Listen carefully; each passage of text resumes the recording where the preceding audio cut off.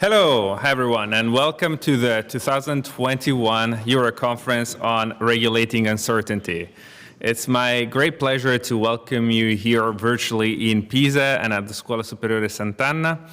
And before we start our long 1.5-day conference with all of you connected literally from all over the world, I would like to leave the floor to our rector, Professor Sabina Nuti, for our welcome address.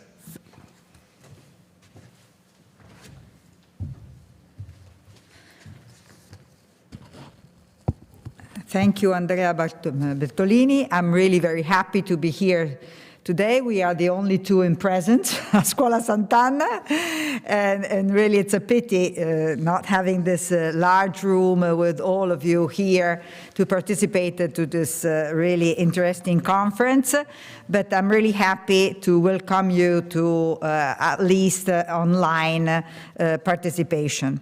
Well, this conference of the European Center of Excellence on the regulation of robotics and artificial intelligence, I think will discuss about a really important topic.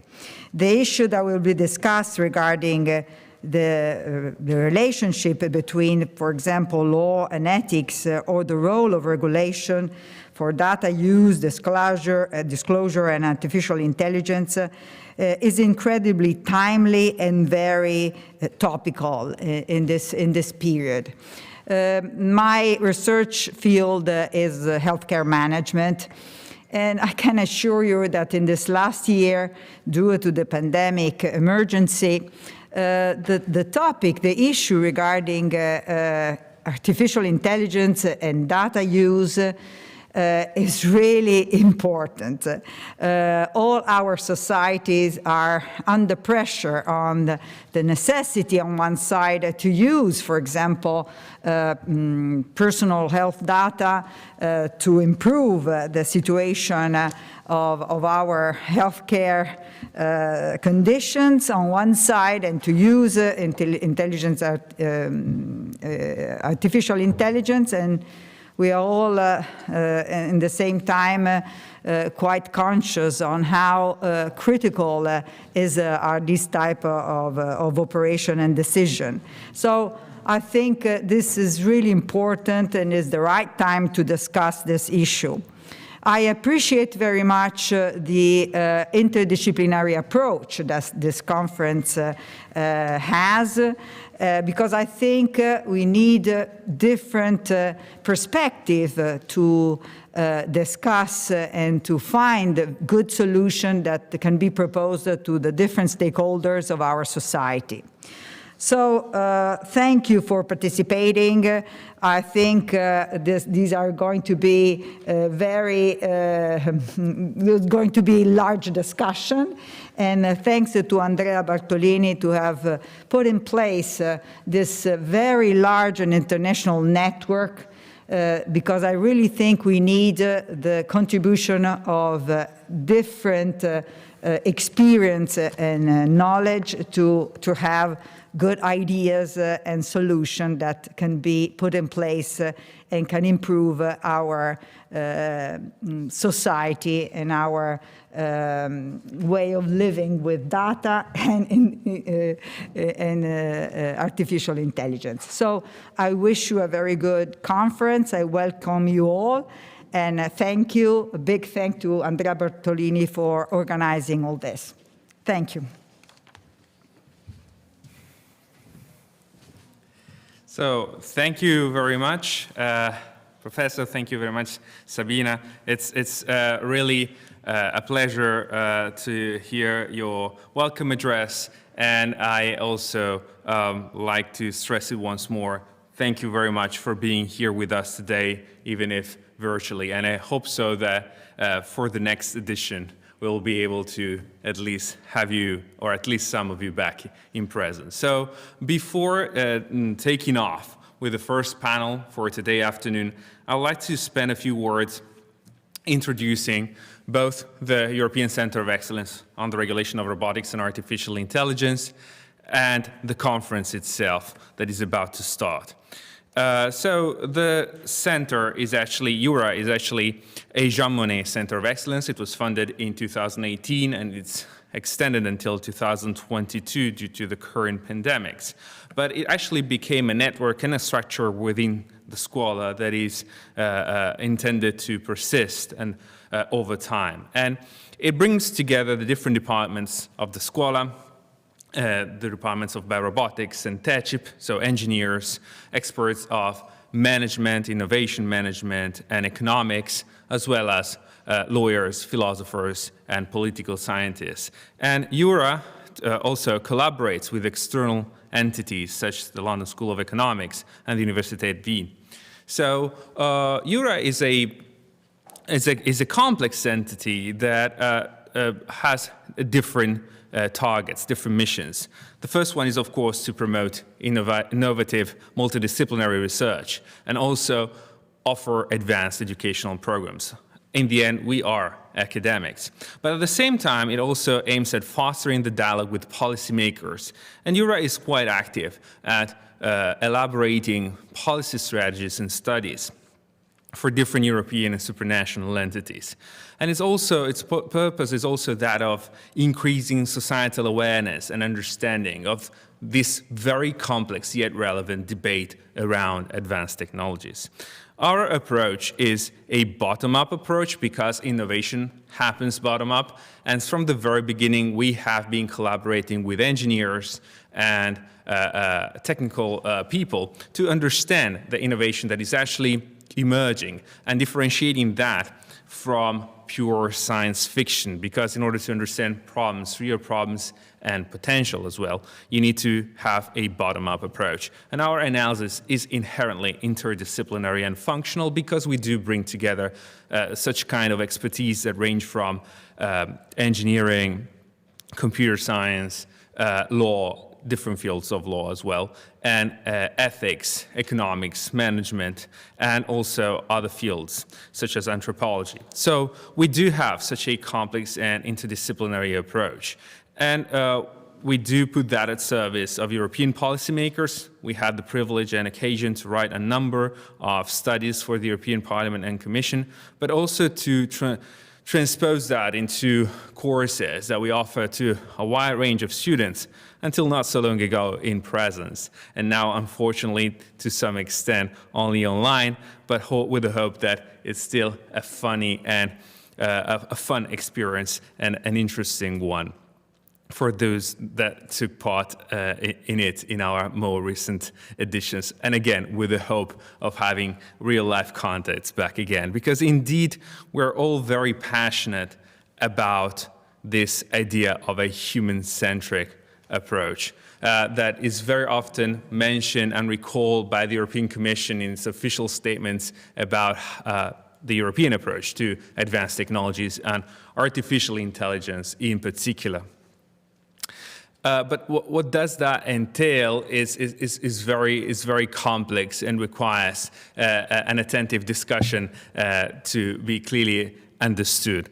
And it's not obvious. Today, for instance, we are here and technology is aiding us to be in contact, to be closer at a moment in time when we can actually not be together. However, if that were the final outcome once the pandemic is over, that we only meet virtually over the net, that would deprive us of a very relevant part of our human nature as well as of our way of being humans that is inherently relational.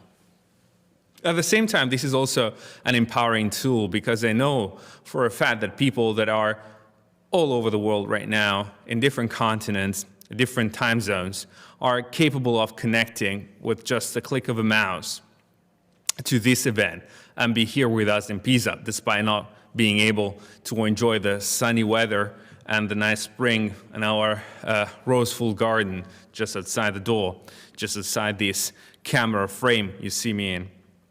However, so these two worlds that this pandemic is teaching us, the virtual one as well as the real one, are not necessarily alternative one to the other. So I hope that for the 2022 EURA conference, I'll be able to have you all here again, some in person, and those that may not be capable of being here in person, eventually connected over the internet.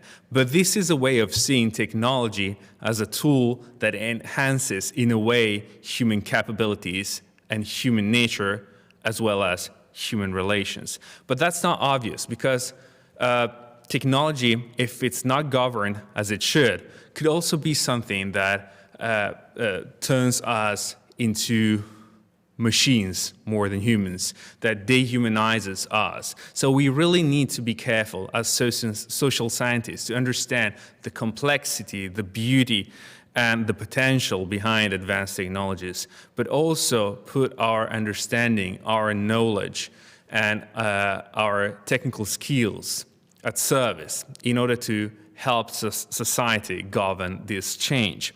And so these are basically the fundamental ideas behind the conference that is kicking off right now.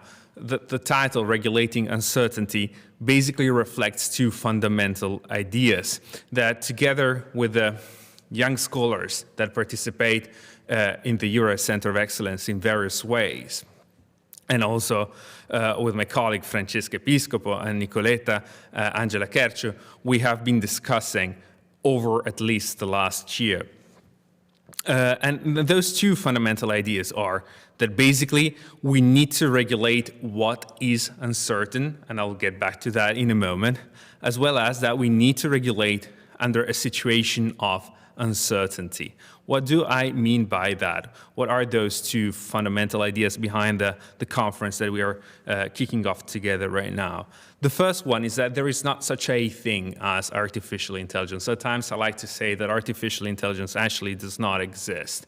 If we looked at the recent document, not so recent anymore because it's over a year old, but still very relevant document of the high-level expert group of the European Commission, artificial intelligence systems are defined as software and possibly also hardware systems designed by humans that give a complex goal, act in the physical or digital dimension by perceiving their environment through data acquisition, interpreting the collected structured or unstructured data, reasoning on the knowledge or processing of the information derived from this data, and deciding the best actions to take to achieve the given goal. The definition is anything but simple, anything but inarticulate, and that also basically clarifies how broad and complex the spectrum of applications that typically fall under the notion of artificial intelligence are. And if we include together with that also the expression advanced technology, the spectrum becomes even larger. But the point is that all those things are quite different one from the other. And that leads us to discuss whether we may adopt a technology-neutral approach or whether instead some technology-specific perspective is absolutely necessary, at least to some extent. Indeed, you can find toothbrushes that advertise themselves as AI-based, as well as a personal assistant. And more advanced expert system used in medical diagnosis or even in the legal profession, or even a very spectrum, quite wide spectrum of fintech applications. All these things are so diverse, one from the other, and yet all qualify and all are deemed to be artificial intelligence. So to some extent, what is artificial intelligence and what exactly we are trying to regulate is also a question that requires a very complex answer and forces us to problematize the issue of how we should regulate something that is so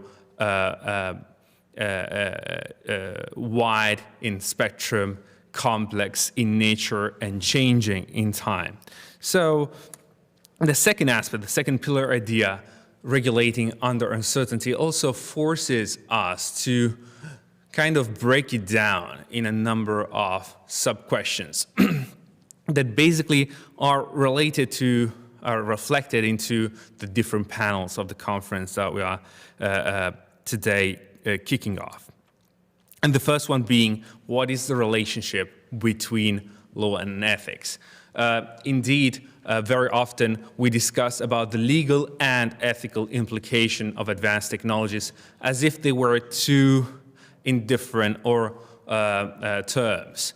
Not only, however, those are different social sciences. Law is one thing and ethics is an entirely different thing. But they also have a very complex and articulate relationship, one with the other.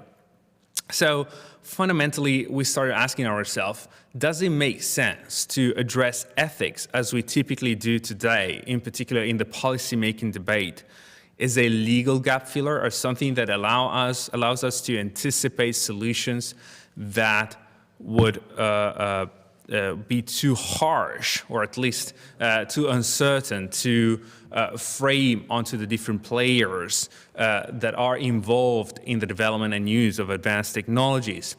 And that way kind of anticipate a legal change and kind of test a possible legal change. Is ethics, said otherwise, a soft law tool? Another way of seeing this issue is trying to question whether ethics prevails in some way over law, or is it is to be seen as the foundation of law itself, or vice versa, whether the law somewhat limits the possibility of the ethical debate, imposing a selection of a given ethical framework over a possible alternative one. A second issue that will be addressed in a panel tomorrow is instead that of good regulation. Actually, you could question what is indeed good regulation. And in this sense, we are trying to address whether we should be looking for global approaches to regulation or whether regulation is somewhat inherently regional or even local. Indeed, I like to think as a European citizen, and my dimension of analysis is typically that of the European Union. We do comparative studies as lawyers. We take into account the specificities of the Italian legal system versus the German, French, English, Spanish, and you name it. But at the same time, there is indeed a legal entity that is the European Union, and that represents a very powerful global player. So what is the relationship between member states and the European Union, and what is the relationship between the European Union and the rest of the world? Are we going to look for a global approach to advanced technologies or a European approach? Is there a difference? At the same time, should we look for soft law, possibly global instruments that are capable of being applied across the globe? Is standardization somewhat mimicking the product safety regulation approach of technical standards the ideal way also to address ethical concerns? There are a number of efforts. I'm also personally part of some of those, in particular at the IEEE level, but in many other international organizations to come up with possible ethical standards to govern technological change. Is that the golden way? Is that the way to go? Then another panel will try to discuss the timing of regulation. When shall we regulate? And that in a broader sense as well, also including under which conditions should we regulate? Because the correct timing is, of course, of essential relevance. And we need to guess it to some extent because we don't know exactly where the ball will bounce next. And so we have to kind of anticipate the potential second bounce of the ball, and I'll spend some more words on that later. But we have to basically choose a trade-off between hampering innovation and governing innovation, because intervening too early or in the wrong fashion could entail hampering potential beneficial technological advancement and socially desirable technological advancements to the opposite side of the spectrum instead. Intervening too late might also entail losing an essential chance of governing a governing a societal change brought about by advanced technology. So is there something in this respect that we might learn from the past? There are other fields where this already happened, where this discussion already took place. There might be something we can learn from that debate. And so finally, the last panel will deal with how does AI relate to global challenges. And here there is, of course, not a better time than the current to discuss what could be the role of artificial intelligence in global crisis, and whether there is an issue that needs to differentiate a north versus south of the world approach, and how also AI relates to cultural differences, how it embeds them or can kind of fly above them. And this basically leads us again back to the fundamental question. We are indeed a European center of excellence funded by the European Commission through the Monnet Action. So we have a fundamental question for Europeans and for Europe, that is, what is the role that Europe has as a global player in AI governance? So these are basically the fundamental ideas that we will be discussing over the next day and a half together.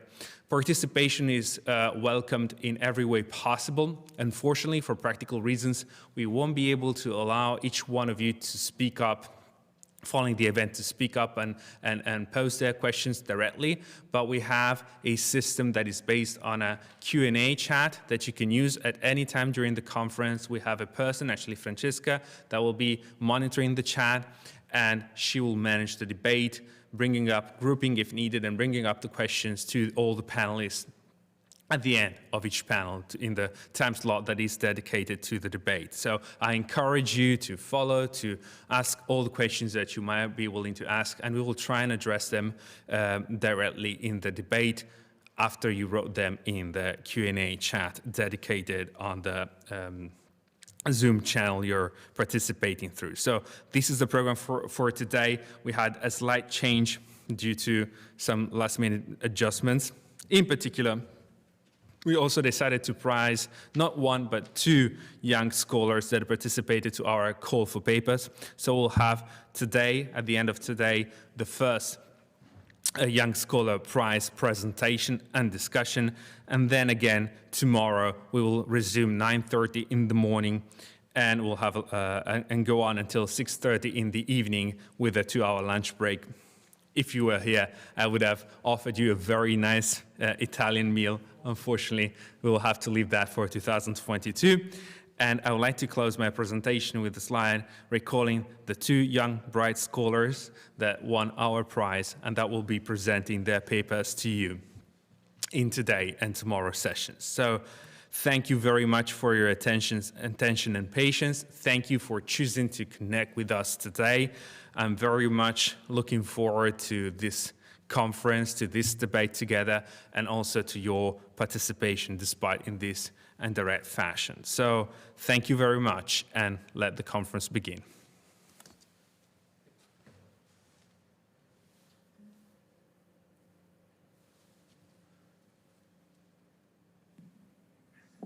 Okay, thank you very much. So I think that I can take over now after this great introduction by Andrea, and we start chairing the first session, which is devoted to the relationship between law and ethics. So we have a great challenging topic and a great panel of distinguished experts to discuss it.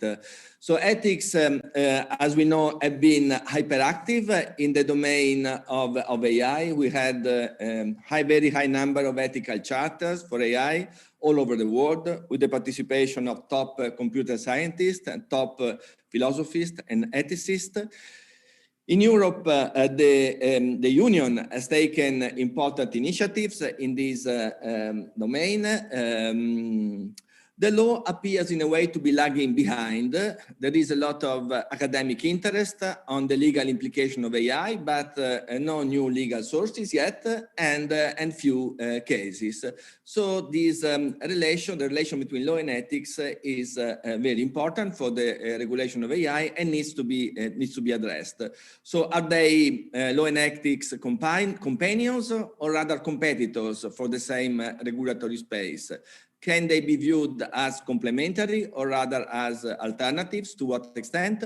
And if they are complementary, are we happy of the way in which they have cooperated so far? So there are many questions, and I am happy now to give the floor to our speakers, and I look forward to what they are going to say on this key topic.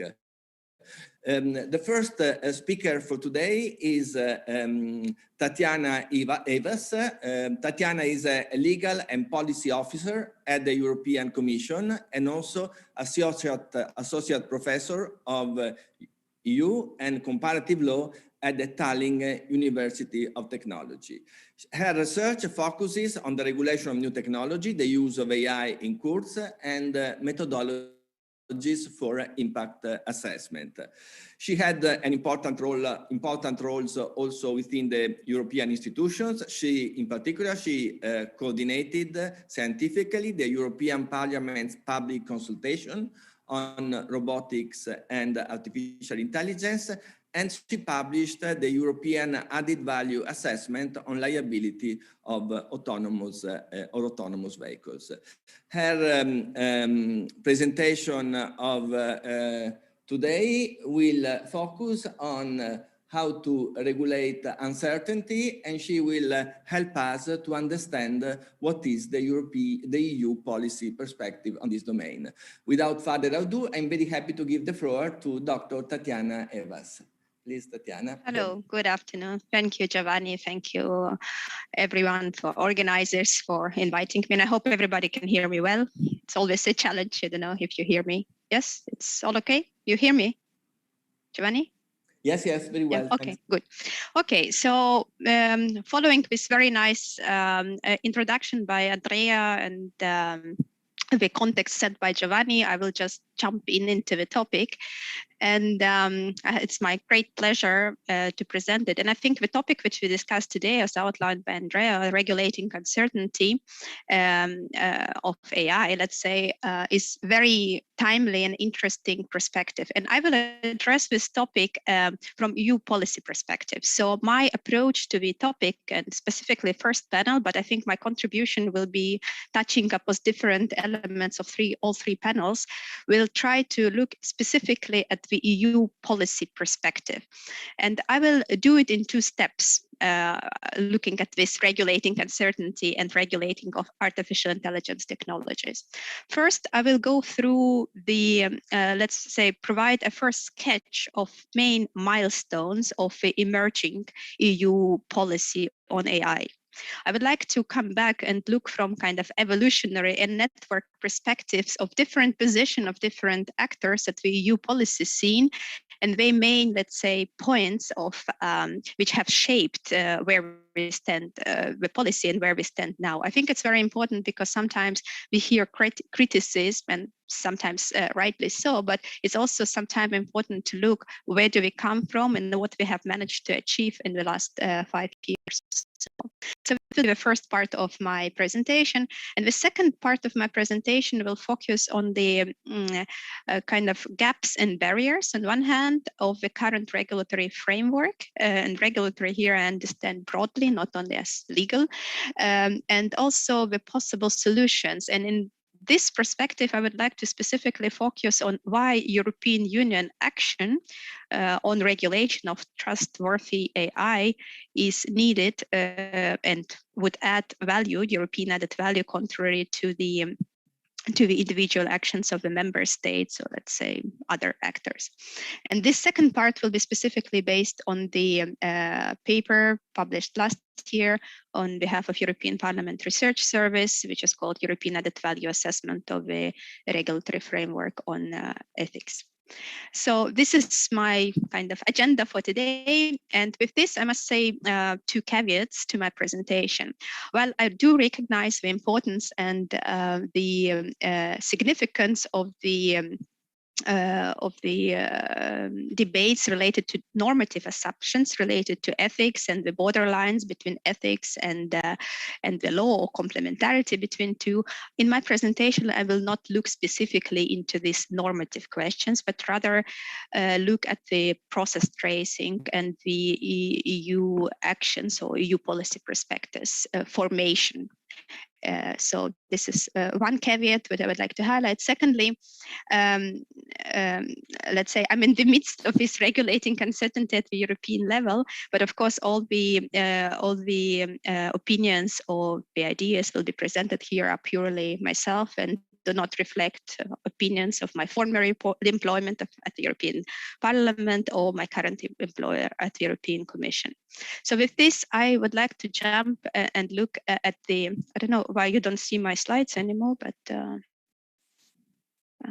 okay, I'll try again. Share my screen because now yeah, okay, good. So basically, what I would like to do is to look back at how the current AI policy approach has emerged.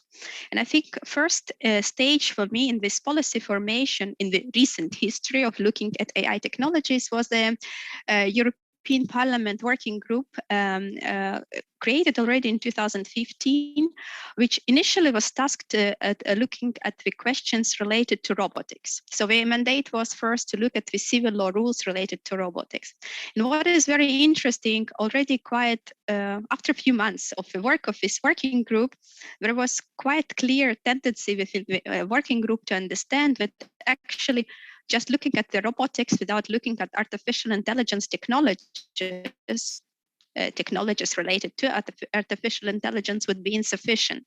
So therefore, the focus of the group has actually shifted quite significantly, and a lot of questions related to development and uptake of AI technologies from different perspectives have been addressed in this working group.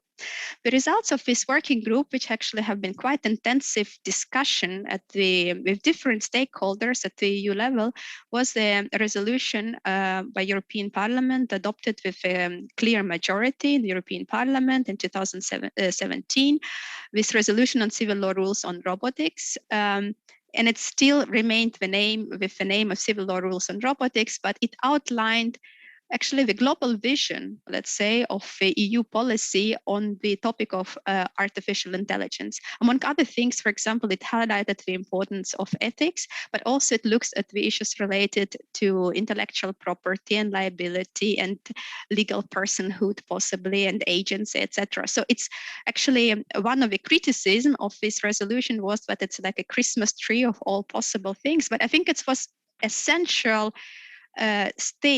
first stage of putting this topic of AI into EU policy landscape and discussions. So this was essential to forming this perspective. So this was 2017, and I think it was crucial.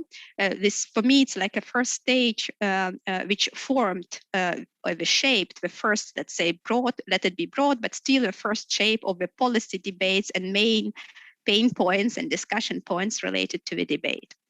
So as a result of this, or as a kicked off by the parliament, also other processes have started. And for me, it's the second stage. There we started to search for a soul. So first parliament put this on the agenda of EU policy making, but then we started to look what actually needs to be done in more detail. And here in 2018 was crucial, and this was driven by European Commission. So first in April 2018, Commission put a communication on artificial intelligence. So this was the first strategy by the European Commission. The Commission said, yes, we understand this is an important policy topic and we need to discuss it. But in this communication of 2018, the Commission was quite let's say, unsure or cautious, you can say. And although we identified the number of topics, there was no clear line that we need to regulate AI, which is actually quite different with the resolution of the European Parliament. So although it is a resolution of the European Parliament, and of course Parliament does not have a direct right of legislative initiative, this resolution of 2017 of Parliament was very bold. It asked for legislative action in relation to artificial intelligence. And this resolution of 2017 was adopted on the basis of Article of 225 of European Treaty on Functioning of European Union, which actually gives Parliament the right of indirect legislative initiative to ask specifically the Parliament for legislative action. But Parliament, at the Commission at that time, was not ready to take and come up with the legislation.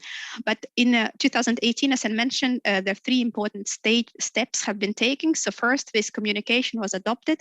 Secondly, the high-level expert group on artificial intelligence and second expert group on liability of new technologies have been called. So these two working groups, and high-level expert group on artificial intelligence and ethics have been mentioned a lot. It kicked off with 52 experts discussing the normative, let's say, content of what should be covered by ethical framework. But overall, this course was characterized by, let's say, on one hand, push by the industry not to speed up, so still to go through guidelines and soft law. On another hand, intensive discussions at the European level. And a third element, which sometimes less apparent, but it's not less important, was adoption at the end of 2018, a coordinated action plan. What is important of coordinated action plan on AI? It's a commission document adopted together with member states. So as you see here, we jump into the new, let's say, stage.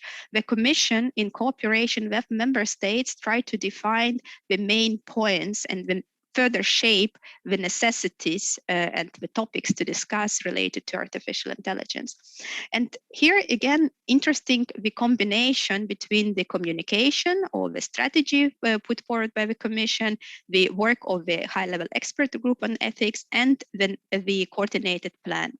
Coordinated plan, among other things, called for member states to adopt national strategies on AI. And here, this relationship between ethical discussion and necessity, let's say, or the push by the Commission to define national strategies on AI was very important, because a lot of debates triggered by this high-level expert group on ethics have been, let's say, waves, also you could hear these waves also at the national level. And for some member states where this debate was more advanced, it was maybe not as important, but for some member states, it was the first time when this issue became intensively discussed. Artificial intelligence technologies and regulation of these technologies became an important political and policy debate, and also academic debate. And we clearly see it also in the number of publications in different EU languages and discussions. So this is, in this year, in this sense, this 2018 and the spin-off of this 2018 was important to define and further shape the lines of analysis. And I think we could speak here about important outcome, because 2017, when we put this policy agenda, we had broad discussions on normative concepts, on the borders, etc. What the work of 18 and 19 basically did is try to translate these normative assumptions into specific requirements. So the output of high-level expert group was to come up with 7 specific requirements related to trustworthy AI. So this was an important first, let's say, achievement. You could discuss, you can debate, you can agree or disagree, but at least expert group was able somehow to translate broader discussions, more normative discussions into specific requirements. But of course, the next stage, and I think that's where we are now, was adoption of a white paper on AI, which recognized the work of a high-level expert group on artificial intelligence and recognized the importance of regulation on trustworthy AI, and specifically this requirements elaborated by high-level expert group. And it's the first time the Commission said, yes, probably we need regulation, but we need a bit more time to see what type of regulation and when they introduced. But it was put into the Commission work program, and it was outlined in detail in the white paper and in the supporting reports produced by expert groups. At least the Commission, it became quite clear that we need to regulate somehow. But of course, now we know what to do, but how to do it. And it's exactly where we stand now. So in a few weeks, Commission will propose AI package, which will include actually proposed regulatory framework on artificial intelligence, where Commission will attempt to put forward exactly its vision on how, or proposal, which will of course then it will go to co-legislators, of how we can translate these requirements into legal rules. So this would be the next translation, let's say, which is necessary to be done.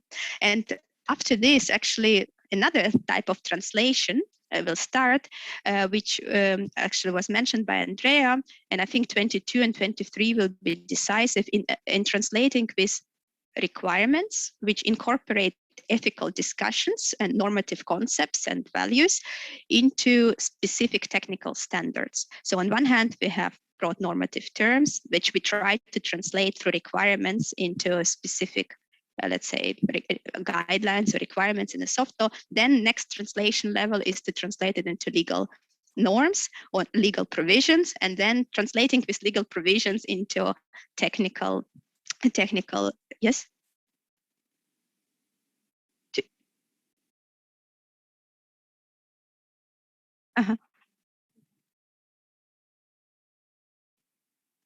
Okay. Okay, no problem. Just wait, because there are so many windows open. I don't know how to, but like this.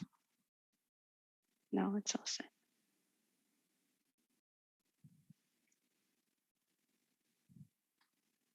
Okay, I put now into presentation mode, but I don't know. But there is anyway not too much to see. I mean, just one slide.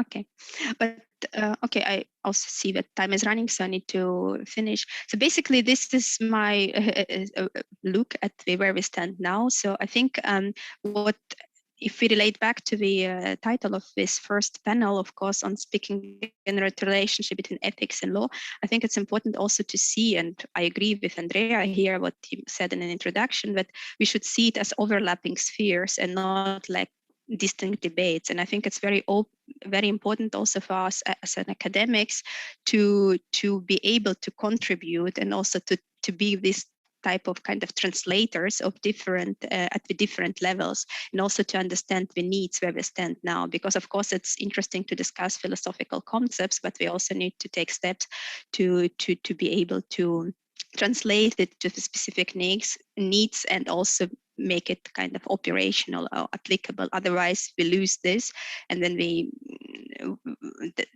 actually the norms, the values which we want to be embedded in our legal framework or technical standards simply will get lost. So I think it's a good momentum in the upcoming discussions, really, to try to integrate as much as possible, of course with the limits of each discussion and discipline, but inform these three debates, or let's say to build synergies between these three debates.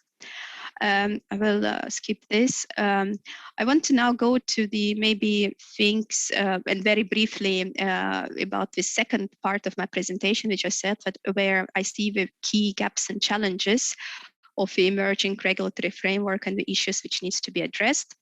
So, and this, by and large, also different elements of this have been mentioned by Andrea, and they are further analyzed in the paper which I mentioned in the beginning. So basically, we need to address the thing related to the current static regulatory frameworks and dynamic AI systems. So whether it's a restriction to ethics, of course.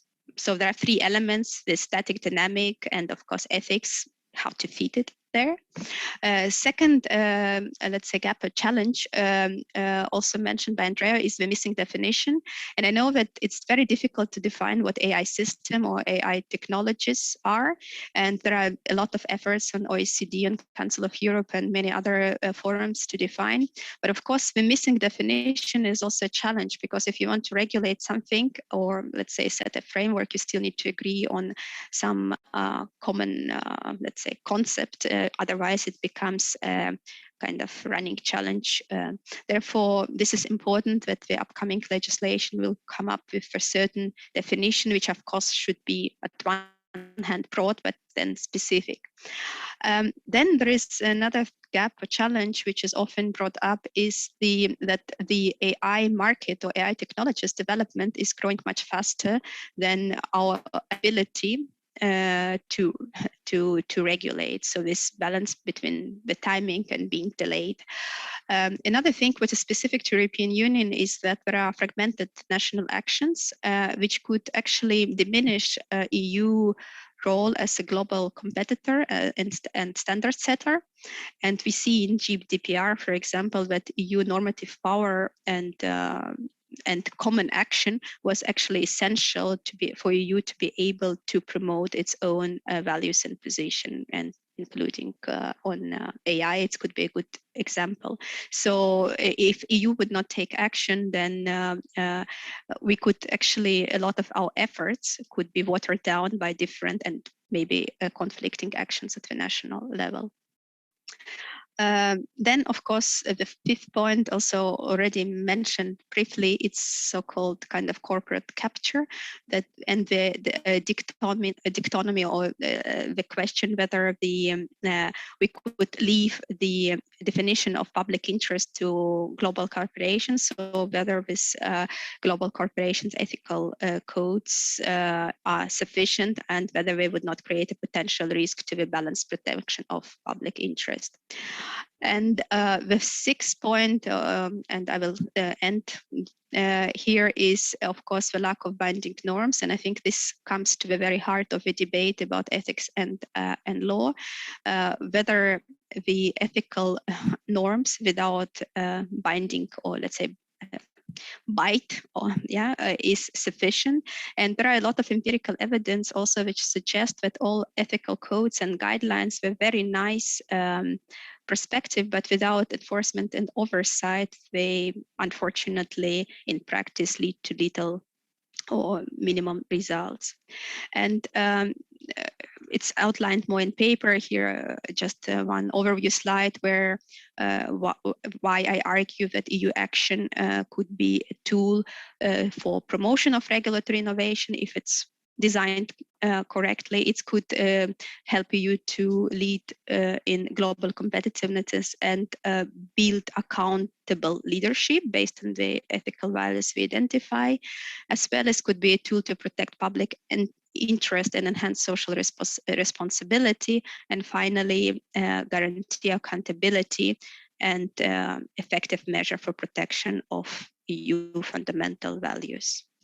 And I stop here, and apologies for this quick run, but that's in the time giving what I could provide. And of course, later I'm happy to discuss and answer questions.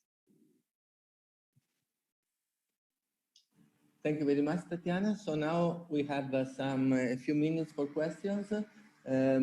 Please use the chat to put your questions. And,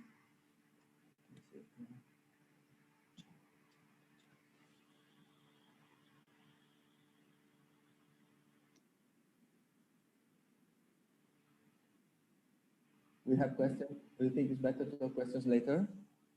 Okay. Okay, perfect. So in this case, I'm happy to move now to our second speaker. Our second speaker is Professor Paul De Hert. Paul De Hert teaches at the Free University of Brussels, and he has been a leading scholar now for quite a few years in the domains of privacy, technology, human rights, and criminal law. And his focus has been human rights approach to technology studies combined with a concern with legal and social legal theory. He is the director of the research group of human rights and the vice dean of the faculty and former director of the research group Law, Science and Technology and of the Department of Interdisciplinary Studies of Law at the Free University of Brussels. And he has been a leading scholar for many years in all the domain of law and technology studies, in particular, I would say, in the data protection domain. And in his contribution, he will discuss the articulation of law and ethics, and in particular, it will address the role that soft ethics can play when combined with the GDPR and the distinction between soft and hard ethics. I'm looking forward to his presentation and to the clarification that he will give us on such debated issue. So without further ado, again, I give the floor to Paul. Paul, thanks for being with us. I look forward to your presentation. Thank you, Chairman. Can I ask the organizers to put my PowerPoint on the screen, because I tried it myself, but Zoom then wants me to close the app and then I'm out and then I should be coming in. So I will just comment on the PowerPoint. Yes.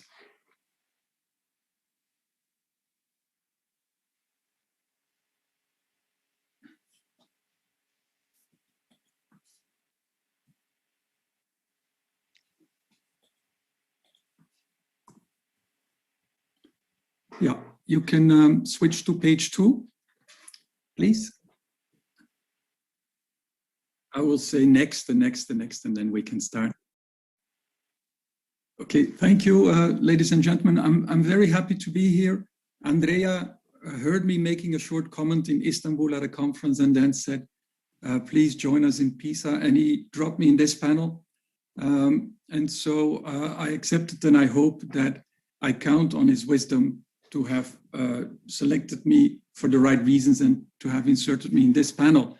I want to take part in a debate on the relationship and articulation between law and ethics as a lawyer. Sorry, Paul, can I stop you? Sorry, just because we are not seeing your presentation, it's just a small screen. We have the choice between your face or the, so I don't know whether.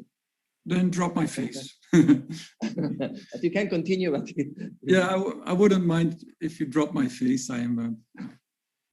I think it has no face value. So we can bring it back in at the end. Please put PowerPoint back on if that is the case. Can I go on? Okay, so I want to take part in this debate about articulating law and ethics as a lawyer, familiar with data protection law. So that is my limited perspective, but I did some broader reading on law and regulation, and just to make sure that I didn't miss too much. And next slide, please. I will discuss this famous distinction by Floridi made in his 2018 paper. It's a paper, it's a very short and elegant paper with strong quotes that we should start playing attack, and with some amazing distinctions that were and looked very fresh and practical. And one of the distinctions that stands out is this one between ethics and regulation, digital ethics and digital regulation. There's a third term that Floridi uses. This is digital governance. That is mainstreaming, actually. It's managing data, sometimes with guiding, sometimes with in relationship to moral and immoral matters, but sometimes not, and sometimes with regard to law or non-law, and sometimes above that. So data governance is a very broad term, but what is the core here is this distinction between ethics and governance, understood as law and enforcement. Next slide, please. So I summarized. So this is my summary of the three terms. Digital governance is kind of data management, digital management. regulation, digital regulation for Floridi is then law and compliance, and the example of the GDPR is given. And ethics is about formulating values and morally good solutions. And shaping, there's a typo there, regulation, but also governance through moral evaluation. So I was very attracted to that because values and understanding good and bad are attractive to me as a lawyer, but also as a citizen. Next, please. And then there is this, and Floridi also gives us an answer. Why should we add ethics to law? And this is his answer. And these are long slides, long PowerPoint, long quotes. I understand, but I have underlined the essential things. So law is basically what is the legal and illegal move in a game, whereas ethics speaks about what is the good and the best move in the game, and that is not the same. So that is a distinction that speaks to us. Ethics, law does a certain work distinguishing between the legal and the illegal, but with ethics, we will know what is best within the space that is left open by law. Next slide, please. Now, then Floridi, and this is the core, comes up with this distinction between hard ethics and soft ethics, but it's connected to the division of labor that we just saw. Hard ethics is this broader ethical interrogation. What is right? What is wrong? What are we supposed to do or not to do? And it is needed, Floridi argues, when formulating new regulations, new laws, or challenging existing ones. So hard ethics then allows to regulate because it helps this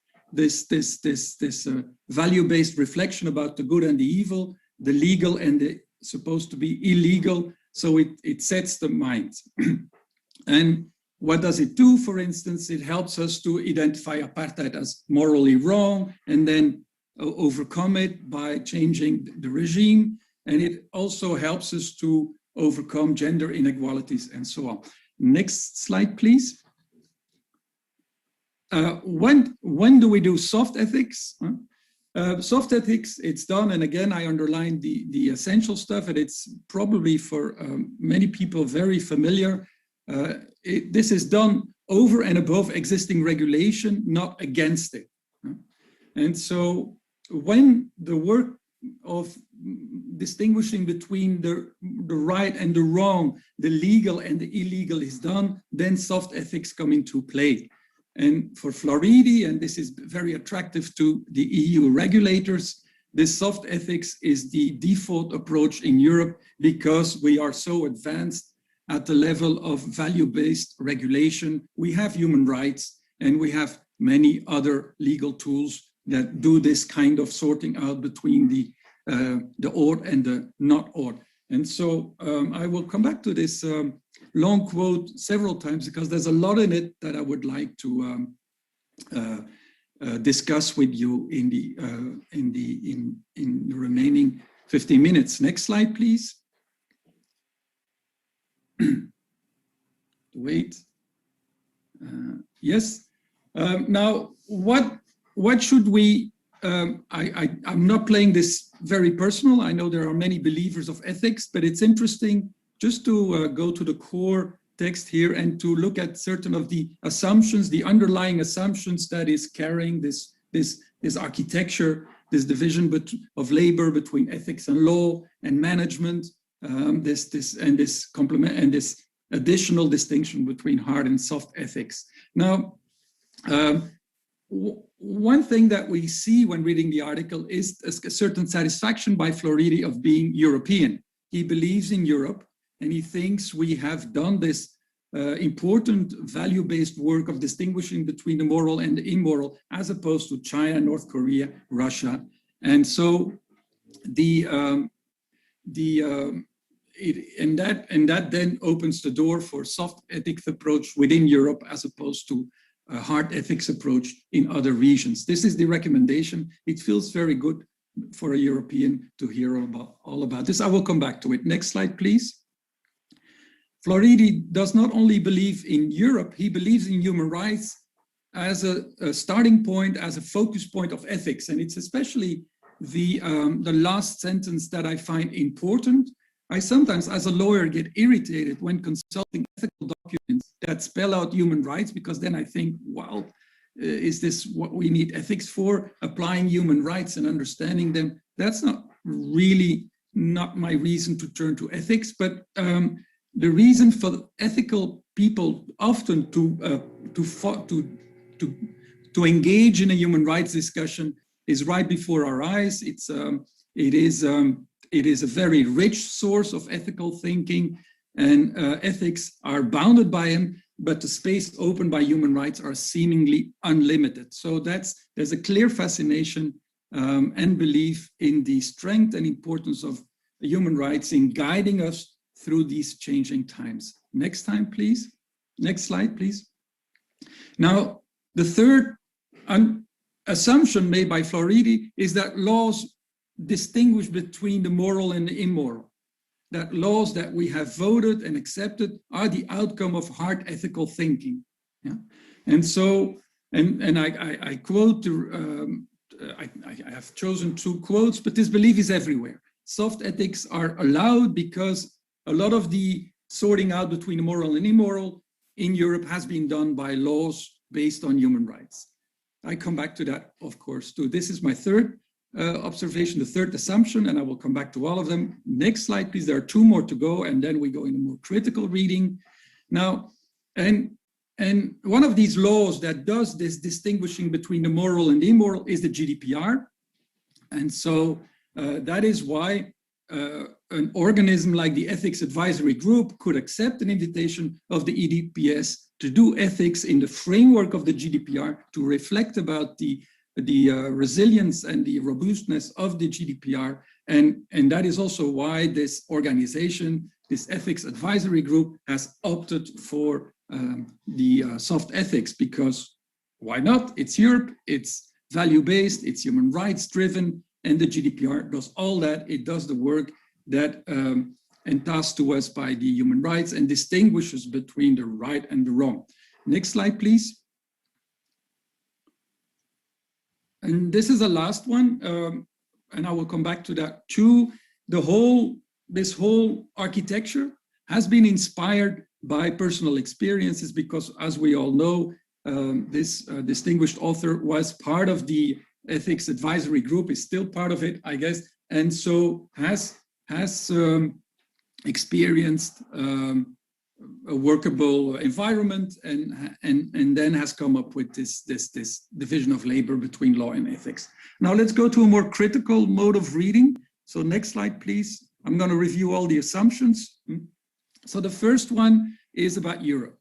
Can we sleep in Europe on our both ears? Can we do away with the hard ethics because it is Europe? And then are we a value-driven society in practice? And are we as opposed to the other regions? Now, the question is on the table. It's, of course, one that should be informed by evidence and empirical testing. Have we done well with COVID? Are we doing well with vaccination? Are we doing well with CCTV? Is there a difference between the use of drones that Belgian police makes and the use of drones that the Chinese or Singaporean police makes drones in detecting people that come together under COVID times? These are the kind of questions that should be on the table. Is Europe per se the best region in this matter? The second observation was that the human rights framework is a rich framework to allow us to kickstart ethical thinking. So it's very rich and suggested it is very complete. It allows an unlimited ethical agenda. Now, that raises the question whether that is true. And again, we need to go out there. We need to consult FRA reports, and we could do the testing again with COVID, but also with many other things. I quote neoliberalism.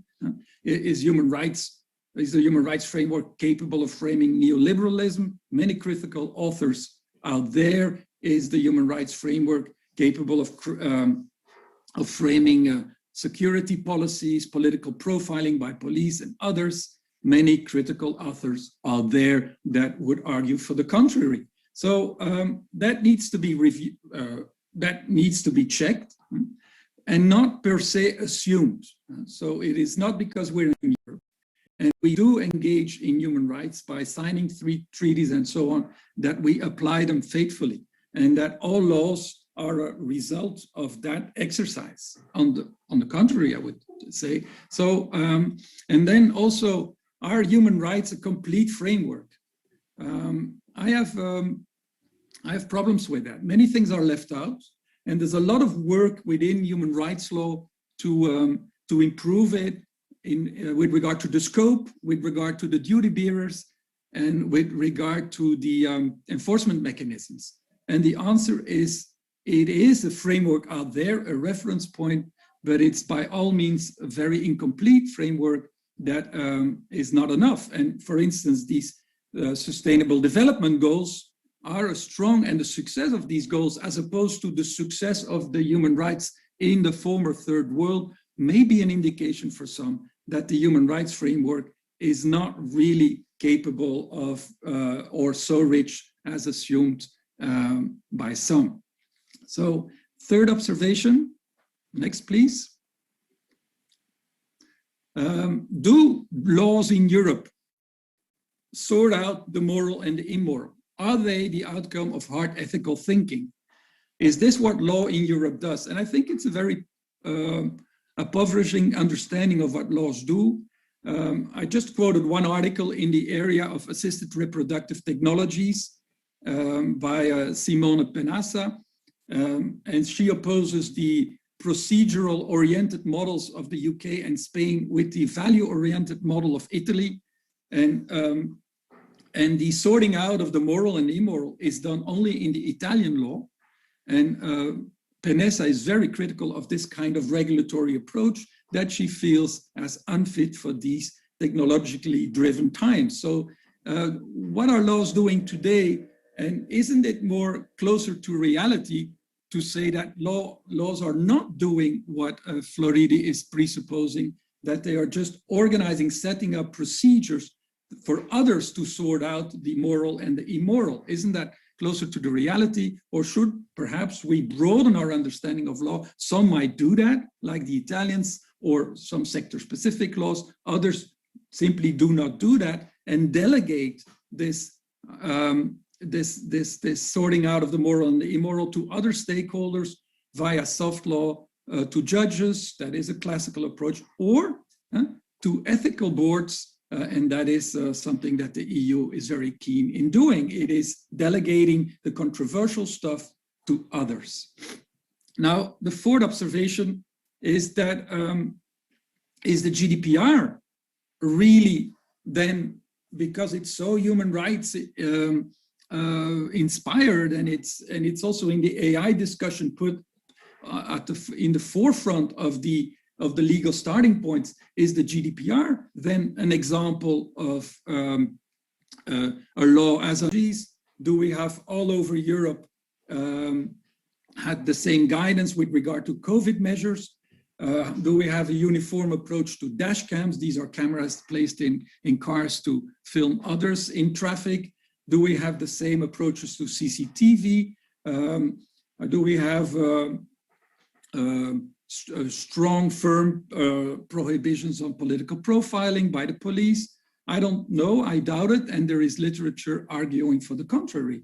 And also, do we target all actors? And I would say no, especially governments are absent in the GDPR. They have done a really good job in avoiding any controversial provision that would impede on their processing practices. They are hardly regulated. Often you find a provision that processing activities by governments can be dealt with by law, and that's the end of the story. So in my opinion, I don't think the GDPR qualifies as an example of hard ethical inspired laws. On the contrary. Then next slide, please. Now, also this experience within the Floridi that kickstarted this distinction between soft and hard ethics in the context of the EU in the as a consequence to an invitation by European Data Protection Authority, needs to be looked at critically.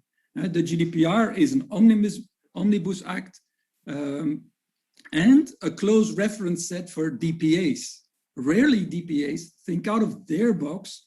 Rarely DPAs will say, we don't get anywhere near a solution based on the GDPR. Let's call into play other areas of law, such as criminal law, civil law, or commercial law. So especially this lack of holistic view by the data protection authorities make these kind of ethical exercises about the future of this digital Europe very suspect. And so there is something in the GDPR that not only affects the horizon of the DPAs, but also of all GDPR practitioners. And Jeroen ter Stege has beautifully made this explicit in a short internet column. We are so concerned, says ter Stege, about meeting these procedural GDPR standards that we lose out of sight the question where real-life processes are actually lawful and fair. So there's something happening when we apply the GDPR that makes us blind for the real ethical questions. So ter Stege is clearly not impressed by this hard ethical inspired nature of the GDPR. Next slide, please. And so he is, and he gives us the example of drug testing and alcohol testing at the workplace. There are, again, a lot of typos there. But what the Dutch DPA did when confronted with a complaint by employees about drug testing by their employer, they went to the employer and tried to deal and solve everything with the GDPR. Now, that is not a good approach. In some regards, the GDPR might be applicable because it's always applicable when a technology processes data. But the real answer to the question, is testing employees legitimate or not, is to be found somewhere else. And that should be found in areas such as labor law, such as consumer law, such as healthcare law, and so much other legal domains out there in the toolbox of law. And this is a point that I want to underline. Only approaching this new Europe with the GDPR does not seem to be the right approach, because it is too procedural and it's imposing standards that would alienate any moral thinker that is interested in ethical discussions with regard to AI. Next slide, please. So I totally agree with this comment also by ter Stege, that we therefore need other laws than the GDPR, and that we should stop solving all puzzles with this one omnibus act. And there are precedents for that. The e-privacy directive, the clinical trial regulation are two good examples. And one day I hope that we will see a labor privacy directive or regulation at the level of the EU, and many more. But these things do not really make it onto the agenda of the EU, and that is too bad. Next slide, please. So I'm very amused by this recent turn to regulation in the context of AI. Suddenly, Europe discovers a capacity to regulate and not to delegate. So that is interesting. And we have heard the former speaker presenting this. It must be the fear of robots, fear of the machine that has pushed political leaders to rediscover the tool of regulation as opposed to delegation. And so, and even industry has called for AI regulation. So that is all too beautiful. Now, if I look, next slide, please, at what the Commission proposes in its white paper, it is again very much very all-encompassing, very abstract, no bright line rules, no clear singling out of the moral and the immoral. On the contrary, that would stifle innovation. So what happens is, when it comes to drawing the lines, which in an ethical debate should be the first step, the hard ethics step, what is legitimate and not legitimate. What we see here is whenever that comes on the table, everybody out there in Brussels becomes very prudent. Now, if you read carefully this quote, only with some areas such as facial recognition and recruitment and the workplace, horizontal all over prohibitions and detailed rules might be warranted. But let's keep it, let's play it safe. Let's first check this. They might be high risk, but that doesn't mean lex specialis or lex explicit is needed in the viewpoint of the Commission. So I think, and this is my understanding, that we're not doing well. We also in the AI regulation, we're blinded by this belief that the real sorting out of the moral and the immoral has been done in Europe, and that laws do not have to do that anymore. What they have to do is gap filling, and ethics, as understood as soft ethics, can help us by doing that. Now, next slide, please.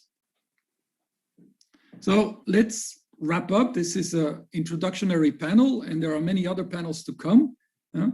Data protection law and its apparatus is a good tool to face uncertainty. That is its strong feature. That is its basic feature. It's applicable to all technologies. It is always there when data is processed, and often non-personal data becomes personal data. So it's very relevant for the whole AI construct. But the fantasy of regulating for eternity is a false friend. And it's going to be a false friend if we want to set up and draft this agenda of AI. So I'm against this fantasy. Let's be prudent. AI technologies raise fundamental questions of power and control, and regulation should do just that. It should regulate and control power, and it should control those that have too much power to control you. Legal certainty, addressing legal uncertainty, coherence are elements of internal morality of laws, and they are important, but they're not the only aspect of digital regulation.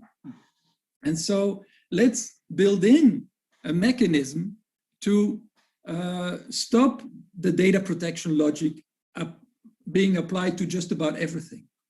Let us now and then do the exercise. What has data protection not done this year? And in my opinion, that should be an exercise in all member states because it's considerable.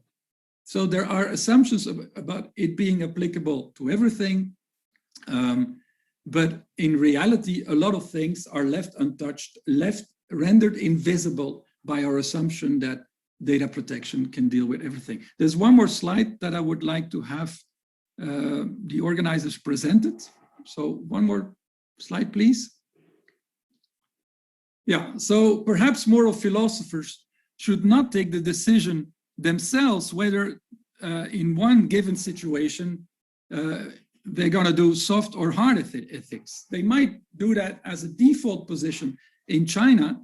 They might do that as a default position in the rest of the world, but it would also, but it would be prudent to take soft ethics as a default position within Europe.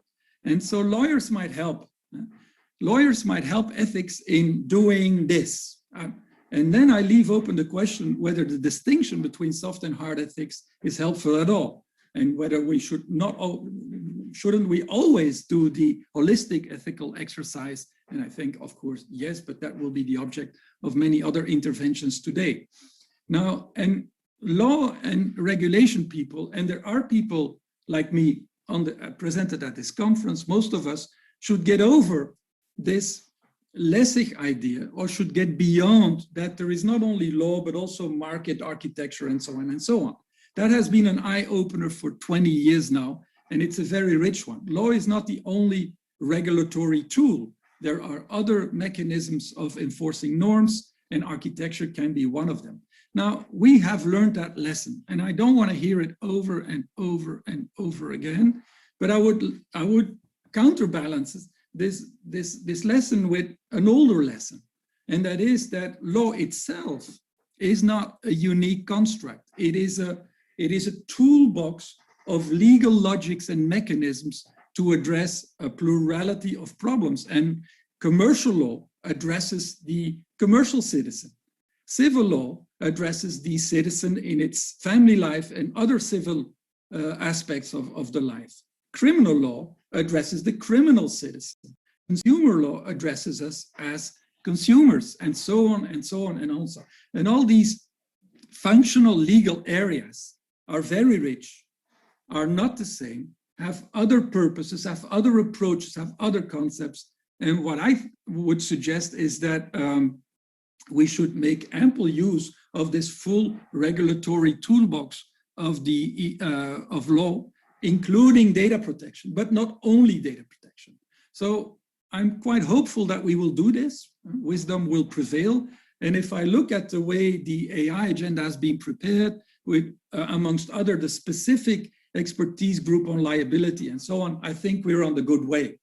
There is one more slide, and I would beg so I'm going to wrap up here. There is literature that I would like to discuss that is interesting or dangerous from my perspective.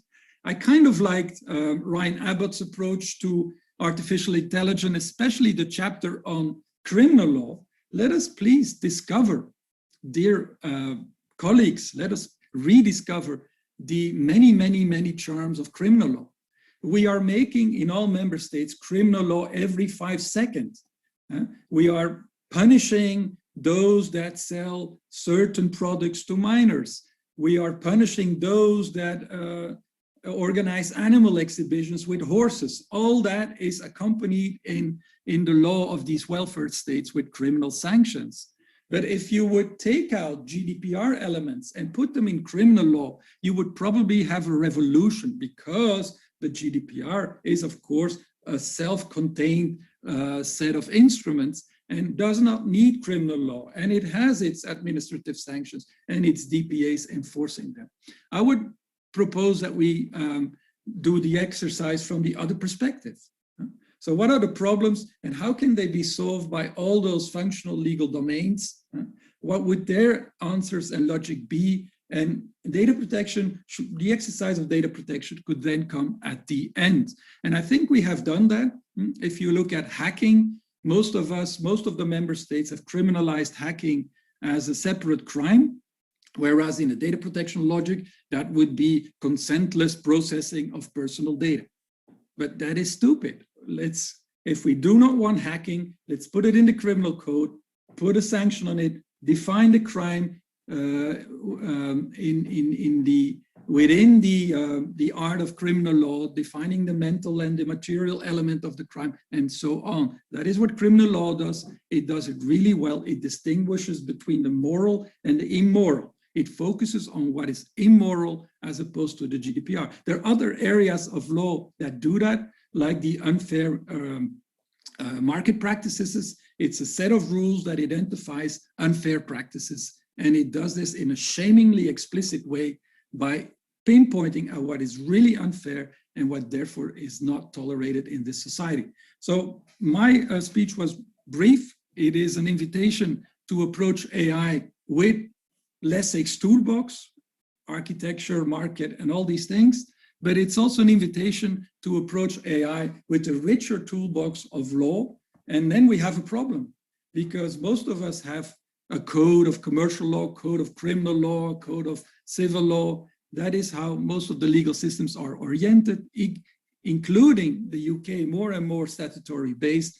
And the EU has no codes. It has only one power. It's firing at us all kinds of regulations and directives, and without any coherence. And it's my colleague Brownsworth that will speak tomorrow that has been very critical about it, and rightly so. So there's something missing in that toolbox of the EU that member states have, and it's not helping us.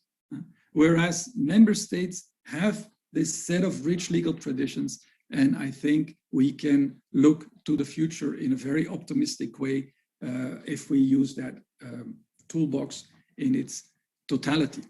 Thank you.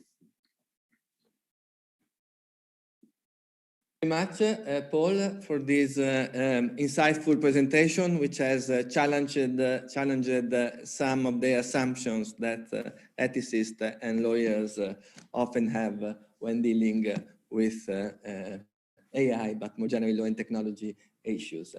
As we leave the question for the end of our session, and so I'm very happy to move forward to the next presentation, which is by Ben Wagner. Ben is an assistant professor at the Faculty of Technology, Policy and Management at the Technical University of Delft. He has a PhD from the European University Institute of Florence, and I met him when he was a PhD student there and enjoyed his company and his collaboration at that time. At that time, but he has been progressing after that through his research, which focuses on technology, policy, human rights, and accountable information system. He's been working in many places. And today he is addressing in a critical perspective the ethical debate on artificial intelligence, and his starting point will be the failure of politics and law in conceptualizing AI as something that could be governed, and he will argue that AI ethics is, or maybe, but is misused as a kind of alternative to legal regulation, as he says, a performative governance which prevents and avoids regulation. So I'm happy to give the floor now to Ben. Thank you very much, Giovanni, and thanks for putting together this panel. It's great to see so many fantastic speakers in one place. And I also particularly appreciate the position I was put in the panel. It's always great to be able to speak after the European Commission, so you have someone to criticize. And it's always great to speak after the poll, so I have something to draw a little bit of inspiration from. So thank you again for that. I hope you can see the slides. Yes, perfect. Yes, we can. Amazing. So I should caution a little bit that the presentation that I'm about to give may be slightly depressing. And as a result of that, don't worry, there will be a hopeful part at the end. But I think we need to get through a few elements of the slightly more depressing things first. As Giovanni mentioned, my perspective will be a slightly critical one. And I've been saying this perspective for some time. Sadly, since I've started giving this presentation in 2019, not a lot has changed. So very briefly, what we'll be talking about. First, the performative dimension of AI ethics. Then the sort of question of professional versus performative AI ethics and the conclusion. Just so you have an overview what we'll be discussing. As I said, please don't lose hope, even if it sounds a bit challenging and depressing as we go through it. It will get more hopeful as the slides continue. So first of all, when we're talking about performing AI ethics and the performative dimension, how can we look at that and how can we imagine these things? I think it's very important in this context when we're talking about this to remember a few basic facts about this, and this also very nicely feeds into what you've already heard from the European Commission and Paul de Hert. And that is that, first of all, AI ethics is everywhere. It is the default toolkit element for governance. It is not just a toolkit element, but it's the government's toolkit element that everybody talks about. In contrast to, let's say, law or governance or other mechanisms, the first and the most obvious thing that people talk about in the context of the governance of artificial intelligence is always ethics.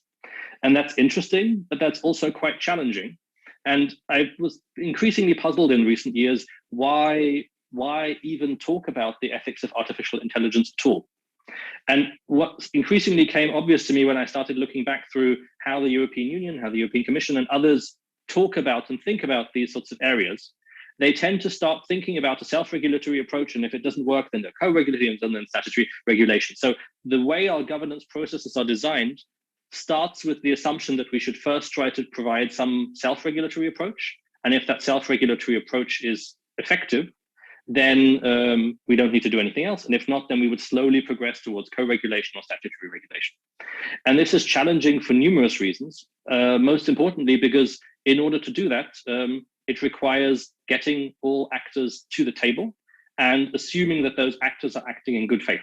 And as I plan to show during the course of this presentation, that may not always be the case. So as Giovanni has mentioned already, my main constants from this debate, and this is already published in 2018, so some time ago when the European Union was developing their AI governance strategy. There was basically the suggestion that the conversations about AI ethics were basically an attempt at pushing a self-regulatory approach onto the governance of AI, and that they were leading to a process of ethics washing and ethics shopping. At the time, I was just frustrated about what I saw as numerous very opportunistic ways of dealing with ethics and responding to ethics. And I was quite confused about this, but I also was quite happy that many people agreed with what I'd written in this paper and were quite supportive, also from the European Commission, from the European Parliament and other places. So I assumed that this issue would slowly resolve itself over time. And what was interesting to me is, I think what we've seen in the past years since this paper was published is more, not less, ethics washing, and more, not less, ethics shopping. And there were some very specific reasons for that. So just to provide a few examples what I mean by that when I'm talking about ethics washing and ethics shopping. Very recently, Google Maps a few days ago came out with a wonderful AI usage that presented, as they thought, a fantastic new usage of AI that could increase sustainability. What they'd done is they'd optimized the way that driving routing was going to be taken and would suggest to drivers the more efficient route from a sustainability perspective. So they would try and recommend to drivers driving routes that would potentially use slightly less CO2. Now, what they were ignoring in the process of doing that is the very well-established and long-existing problems that are existing at the level of infrastructure in how Google Maps presents information. And I've been doing research on this for quite some time, so I was quite familiar about this. And so what struck me is that when Google published this information in accordance with their sort of ethical principles to try and be more sustainable, they got extraordinary amounts of public praise and good press, but there was little critical perspective on the fundamental problems that were being dismissed and not covered. We found that when users were using Google Maps, they were actually much more likely to drive than to take public transport. And the effect of that decision at an infrastructural level was, of course, have an enormous impact on the way individuals drive. So when you're acknowledging that and realizing that as a sort of a wider infrastructural question, it starts making you wonder whether this is a meaningful attempt at actually trying to improve a system with AI, or whether it's sort of ethical greenwashing, other forms of like sort of very superficial understandings of what is going on in these cases. And this is just an example now where you can see the effect. This is just the effect of a user being shown Google Maps and being asked what they would intuitively choose versus what they would use after choosing Google Maps. You can see a shift from people overwhelmingly choosing public transport, 119 out of the users who we asked in this case, to only 59 afterwards, with the majority switching towards car driving. And this is an effect that we see time and time again listed in different European cities. That is a very fundamental infrastructural deep problem with Google Maps and the way Google Maps functions. Yet the question of whether we do things or not, the question of whether infrastructure is biased or has problems or has issues, is not tackled in the press and media stories about Google Maps and its new systems. Instead, what is tackled is how they can be optimized further. So there's always this logic of AI and optimization, rather than a questioning or wondering how it can be improved in a way that would systematically actually make the system more ethical. And then I thought, okay, maybe this is just a one-off. And then I was part also in the last few years of this Council of Europe working group on developing new guidelines for internet intermediaries, as part of which I was also involved in drafting one of the first reports that came out on algorithms, which is the precursor to their work in Kahai, which came up later. And in that group, we had a representative from Facebook that was adamant that there was no automated governance of any kind of online content on Facebook. And she repeated that numerous times within the working group and was very explicit that she was not aware of this and this was not happening. And she would take it back, but she was sure that this wasn't a thing and that we were confused if we were claiming this. And so she went away and we were equally confused. Thanks also to Giovanni's help and some other colleagues, I was well aware that this was not an accurate claim, and that in fact there were actually automated content regulation mechanisms for content moderation taking place on Facebook, partially because I'd published that several years ago in a 2015 study, and we were able again to include in the 2017, which was published in 2019 study, this information for the public and also for regulators that there was automated content moderation going on. So 2015, 2019 published several times well-documented information, but still Facebook was disputing that they were using automated content moderation techniques within fora that are highly relevant for regulators like the Council of Europe, where future policies in this area are being decided.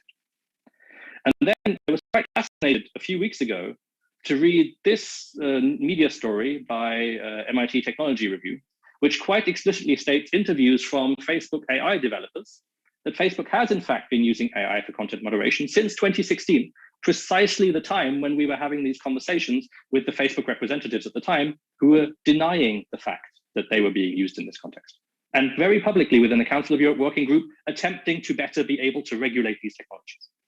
So I think what I'm trying to get at here is that the way we interact with organizations using AI and the way they are involved in the process of developing norms and standards for AI is not just problematic in the terms of capture, but is problematic in the terms of the data and information, both as academics and as regulators, we receive from these bodies. Because a lot of the time they might be at best superficially skirting the surface of what is actually going on in the context of the systems that exist in their organizations. And sometimes they might just be saying the opposite of what is actually happening. I don't know whether that's with better knowledge or not. I can't say, I'm not in that person's shoes, but certainly it makes it very difficult to take any statement made by any of the large big tech organizations that are developing and using AI on face value, when you've repeatedly seen that that is not a trustworthy assumption to undertake. So to put that in simple terms, if you were wondering why I was presenting to you all of this, the reason I'm suggesting this is that I was hoping that things would get better. And what I see instead is a massive scale of ethics washing and greenwashing by tech companies, and especially those who promote AI ethics the loudest are also those who are at the same time engaging in this process of ethics washing and greenwashing. There are, if at all, superficial AI initiatives that don't harm the bottom line within these companies, because there's no possibility of questioning whether the infrastructure or not is useful or harmful or helpful. And in particular, the deeper issues about these technologies are never challenged. So what does that say about AI ethics and the state of AI ethics? I think when we're talking about this, we've created ourselves as a sector of governance, despite what we talk about in the white paper. We also heard from the Commission that they're struggling themselves to be able to respond to the numerous challenges of constantly developing technologies. And big tech who implement some of the most challenging and relevant AI technologies for EU citizens are always sitting at the table. There is an assumption that they need to be at the table in order to be able to effectively regulate, because otherwise we wouldn't know how to regulate.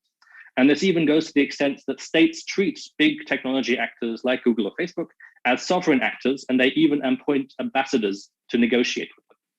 There are tech ambassadors from numerous European countries who sit in Silicon Valley and negotiate with big tech companies.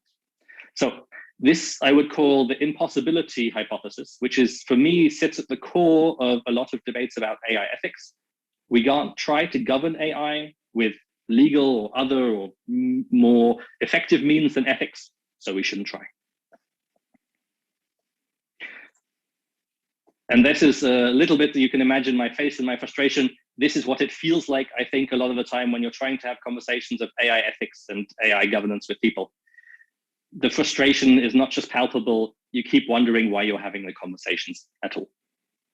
So having then said that, of course, this also requests a wider conversation about what could be potential avenues. And I think Paul has quite rightly brought up that we can't use a data protection law as like a catch-all for all possible problems that exist out there of the digital realm. I think this is extremely dangerous, and it's become almost a fetish to have data protection law as the law of the digital, rather than ensuring that all other aspects of legal frameworks are also able to respond to the numerous challenges that digital technologies bring with them. And I would like to add that within that context, I find professional rather than performative AI ethics to be particularly interesting and particularly useful. And I hope I'll be able to convince you in the next few slides that there is some hope that it is not just all ethics washing, but that there are perspectives if we're able to take some of these things seriously. And this again starts with a few assumptions. The first one, and I think this is a pretty accurate assumption at this point, is that AI is everywhere. This famous phrase, software is eating the world, is definitely true. And software has pushed into so many dimensions of the world and the world we live in that it's difficult to imagine a life world without software somehow performing a dimension within our worlds. The problem with that and the challenge with that is that we've also made this assumption about the digital. And this digital domain, it's also what Paul was referring to before in the context of the Lessig's new governance tools for this domain, is not just that there are new forms of governance that are not just the law, but also that this digital domain is somehow different from all other domains, that AI is different and somehow special, or that software technology, digital technologies are different and somehow special from all other domains of governance. And what that means is that if you take this approach, and I think Luciano Floridi also takes this approach when he's talking about digital governance and AI ethics, it's assumed that this regulatory perspective needs to be distinct from all other forms of sector-specific regulation in other areas. Now, I find that highly problematic because what it means is we can't learn from any of the lessons we've learned in other sectors of regulation, like financial services or healthcare or the security sector. All of the lessons that have been learned there go out the window. And instead of those lessons, what we're left with is sort of a new form of governance, which, as I was trying to suggest in the first part of this presentation, is quite evidently not up to scratch to the task. So if this domain isn't so different, we could instead have a conversation about what it's similar to. And there, if we look at not just AI, but the field of computing, what is very notable in the field of computing, this is now the ACM, one of the leading computer science associations, is that there is an ongoing resistance, not just within AI, but in the whole field of computing, so you could say in the field of digital technologies, widely spoken, to resistance to liability. So if you note, this is the brand new 2018 ACM Code of Conducts for Professional Ethics. They refuse to specifically state in any part of their Code of Conduct that they would actually remove an ACM member because that ACM member was violating the Code of Conduct. In other words, there is no accountability mechanism within this professional conduct. And I found this fascinating because this was a new code of conduct that was responding to many of the challenges and difficulties that have been raised over the years about computer software and computer technologies. And even then, even after the Snowden revelations, after the numerous scandals we've heard about problems in relation to technology, still there was an unwillingness to say there needs to be an accountability mechanism and there needs to be individuals who can actually be excluded from being part of the ACM because they breach this professional conduct. As you'll note, what it says is, should encourage and support adherence, and there may be remedial action, but the violations should be treated as inconsistent with membership without actually making them inconsistent with membership. Now, I realize the language is very suggestive there, but I find it extremely problematic to not clearly state and very simply state, you cannot be an ACM member if you want to break this code. That is not the same thing as what is said here, and it's quite intentionally chosen language, which means that at the end of the day, like many other ethical frameworks, accountability for breaches of the framework, in contrast to, let's say, criminal law or other areas, is lacking. And so one of the areas that I find extremely interesting in this regard is medical ethics. And medical ethics is particularly interesting, not because I think that all computer scientists should be treated by doctors, but instead because they've developed a useful and I think meaningful interface between ethics and regulation, or between the law and ethics, the precise title of this panel. Because what has been developed there is a clear boundary. When is ethics useful? When is the law useful?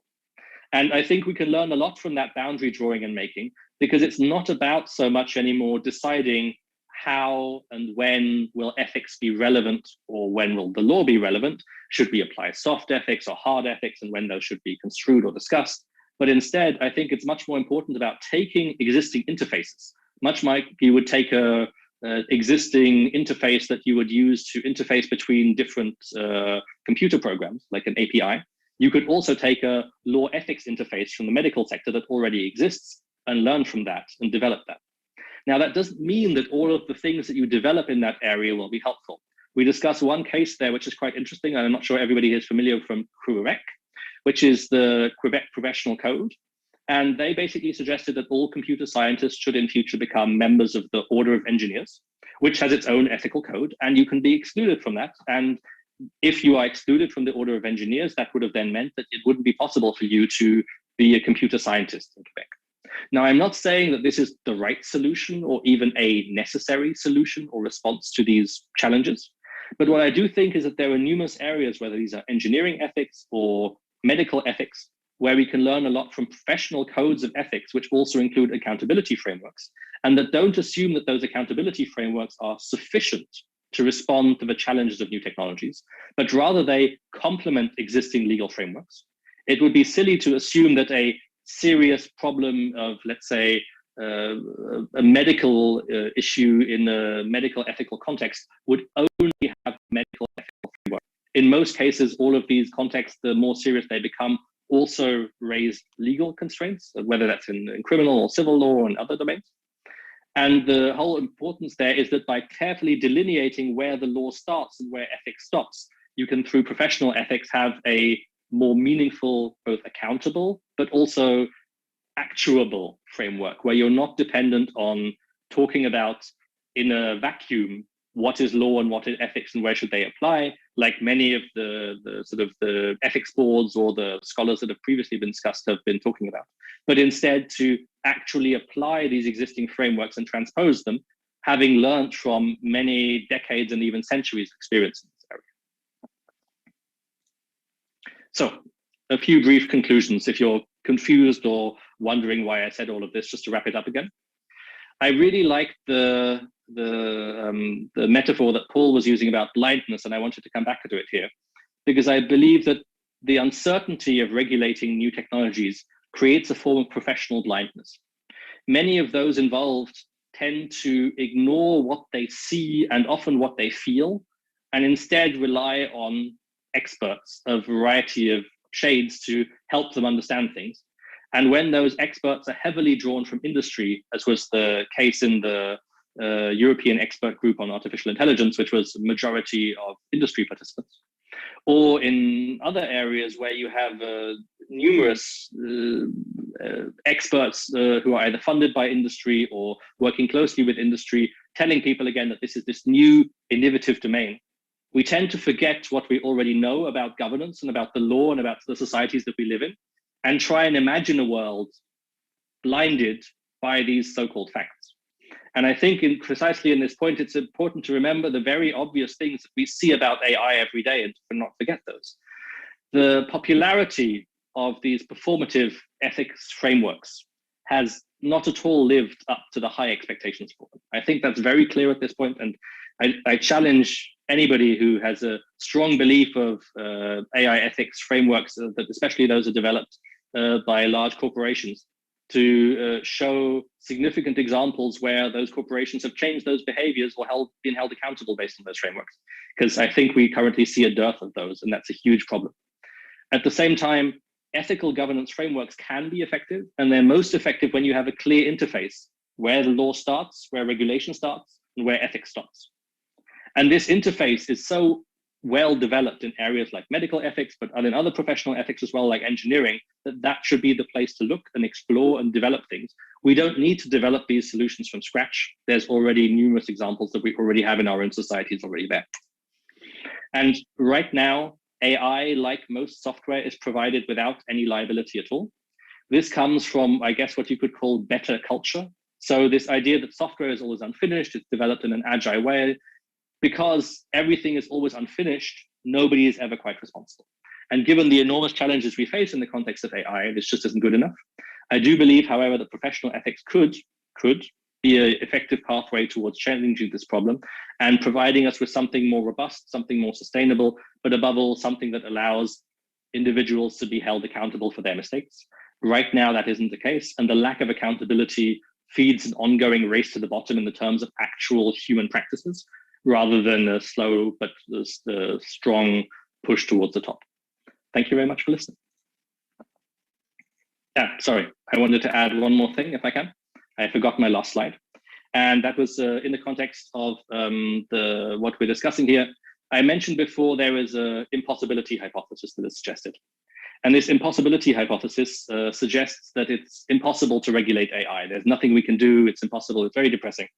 And respond to that, I think we need, for the context of AI ethics, but also for AI governance, a possibility hypothesis that postulate specifically AI can be regulated.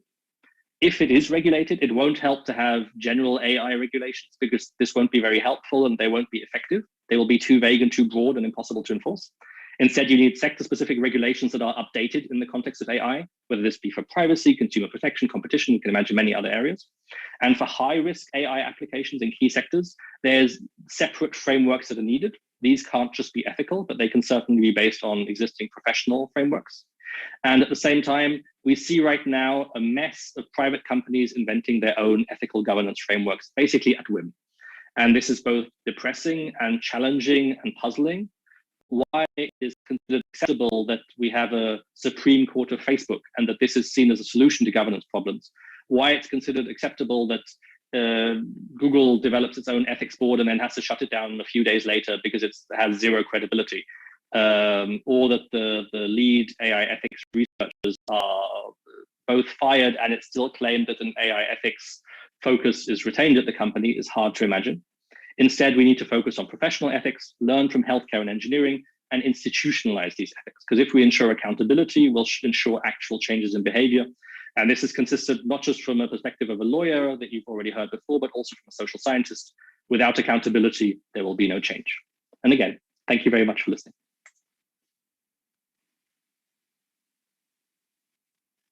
This presentation where your initial negative perspective has been moderated, but your by the valuable options that you see coming up from professional ethics and also by the ethical and legal tradition that we have in specific domains. But your presentation ties in, I think, very well with the next one, which is by Andrea Bertolini. Andrea Bertolini is assistant professor of private law at the Dirpolis Institute, Scuola Superiore Sant'Anna, and is also adjunct professor in private law at the University of Pisa. And his research ranges from private law, contracts, torts, obligations, to the regulation of robotics, AI, and biotechnologies. He has been working in many European projects and in the regulation of robotics. His focus today will be on the work of legal academics, legal writers. He focuses on judges, he focuses on legal interpretation and gap filling, how the legal system keeps the pace of technological innovation. So in a way, his perspective complements what we had in the previous presentation, in particular by Paul Dehert and Ben Wagner, by focusing on the contribution of the legal debate in addressing new technologies by filling the gaps that emerge from legal sources. So I'm very happy to give the floor now to Andrea. Andrea? Yes, I'm here. Thank you very much. All these presentations before mine are actually very interesting, and I'll try to fit them somewhat and fit some of the very interesting ideas they provided us with into what I'm going to say. I'll be taking a lawyer's perspective today, focusing very much on legal interpretation and gap filling. My presentation is basically divided in three parts. In the first part, I will try to discuss how what actually is the legal system, how the legal system should be seen and understood, because typically the idea that policymakers, but also non-lawyers tend to have of the legal system and what legal analysis is a bit simplistic, and it is absolutely evident in the debate revolving around advanced technologies. Then I will focus on ethics as soft law, because that, I believe, is the emerging trend that can be observed and that emerged in all the previous presentation as well, and that is emerging in the policy debate. So ethics is reduced to a soft law tool, reducing its relevance and its importance, I believe, to kind of turn it into something that is almost law, but not quite. And then I'll try to focus on the specificity of a part of the legal system that is too often neglected, that is fundamental rights analysis. And I'll try to show how fundamental rights has a say and already provides a regulatory background for advanced technologies that needs to be taken into account and shall not be overlapped with ethical considerations, as well as how fundamental rights and their interpretation interferes with some ethical analyses that are indeed emerging today and that should, however, instead be carefully watched because they might not be deemed conforming with the existing fundamental rights framework, so European legal frameworks as well. So typically the issue with the legal system is that when we discuss advanced technologies, we believe that the legal system is not fit for purpose, doesn't manage to keep the pace.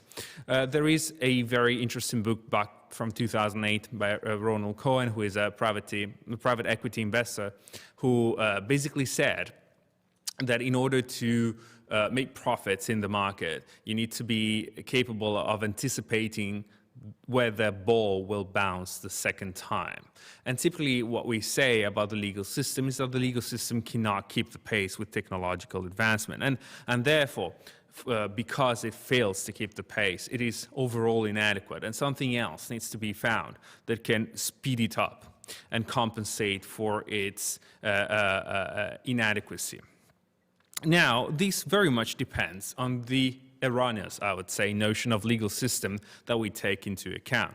Indeed, when we think of the legal system in such a perspective, we tend to think of black letter law, specific regulation addressing, in the GDPR perspective, Paul de Hert might say, that whatever phenomenon we are trying to observe, including advanced technologies. However, the legal system goes way beyond black letter law.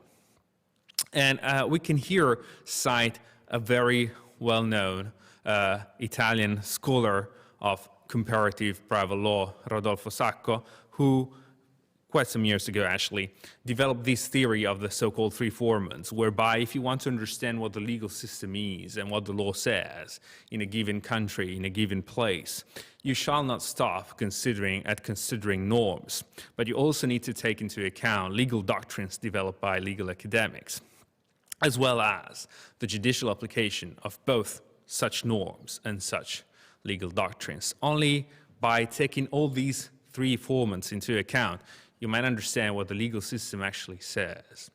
And quite frankly, lawyers are trained everywhere in the world in the ability to apply this kind of complex reasoning and also to some extent fill gaps. A very famous Italian professor that was also a judge of the Italian Constitutional Court said, law is not a brick that falls onto your head. By that, he meant that law is not something that randomly happens to us. It's all around us and deals with each and every aspect of our lives. So I always say to engineers, should you invent overnight the time machine and attempt time travel, and somebody got injured in doing so in the process, that person could actually sue you before a judge, and that judge would not be allowed to say, well, there is no time travel regulation, and therefore I cannot provide a solution to your case, but he will have to come up with a solution. Now, the question is whether he will come up with the best solution possible, but that is an entirely different question. But he will have to apply existing norms and their interpretation and indeed fill that gap that is left by the absence of a specific and detailed regulation. So in that case, no lawyer could conclude that the legal system is incomplete. You might say that the legal system achieves an undesirable outcome, that it is an inefficient solution, that policy reform and normative reform is necessary. But indeed, that judge will come up with a legally binding solution to that one case because he will be applying all the three different formats and he'll be using analogical thinking, analogia legis or analogia juris, depending on the kind of situation that he is taking into account. But still, he will be able to fill that gap. And as I said, academics in particular, but not just academics, are trained in resorting to general clauses, meaning elastic concepts that appear to be vague and underdefined, and yet may specify in so many different ways, in so many different doctrines that are capable of being applied in the most diverse situation. I'm a private lawyer in my background, and before getting to technology regulation, my first major publication was a book on post-contractual obligation, basically an application of the general clause of good faith that is present in all continental European legal systems. And actually, a very specific application of that very elastic clause that, starting from a few words in the Italian Civil Code, allowed me to develop a very complex theory. So, and the same has been done for centuries. Even just sticking with good faith, developing theories as diverse as the Schutzpflichten theory, abuso del diritto, exceptio doli, venire contra factum proprium, and we could go on to name them one by one, and that would be indeed a very long list. And here I put a picture of one of the most authoritative legal commentaries in the world, the Staudinger Kommentar zum BGB, which all of my German friends and private lawyers are quite acquainted with. And indeed, that is a massive piece of work, and if only you stay with paragraph 241 and paragraph 242 of the German BGB, you will see that there are thick, dictionary-thick size books that deal with all the different applications of that very general clause and transform what could appear to be chaos into quite well organized and structured Fallgruppen, basically groups of cases that allow us to derive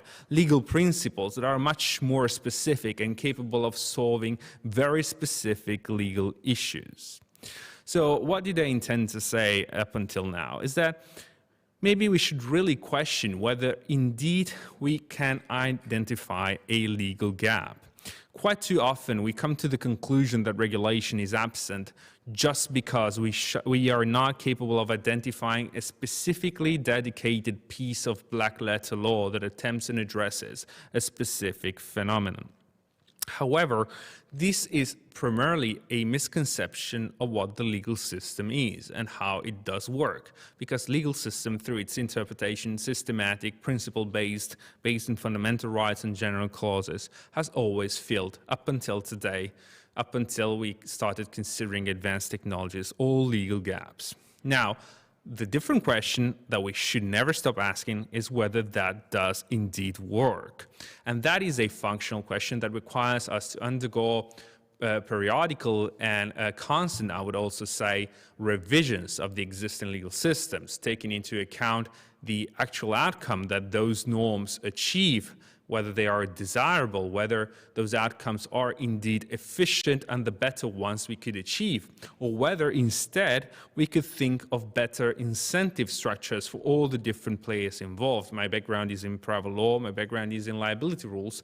There is a lot of work that can be done in that domain, yet we cannot conclude that there is a legal vacuum.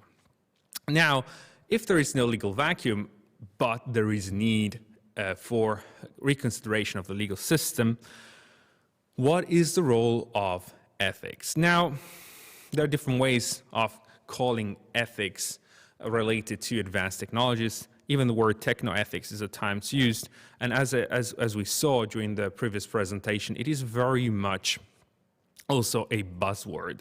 But I am focusing today on a very, it's even weird to say, but I would say I'm a fan of ethics. But what I mean, I take ethics very seriously, and I take philosophical reasoning very seriously as well.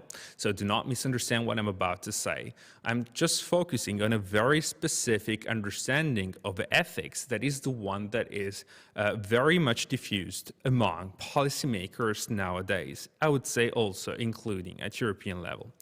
And ethics is washed into soft law. We already heard that during previous presentation. Ethics is very often policymakers tend to like ethics because it is perceived to be non-binding.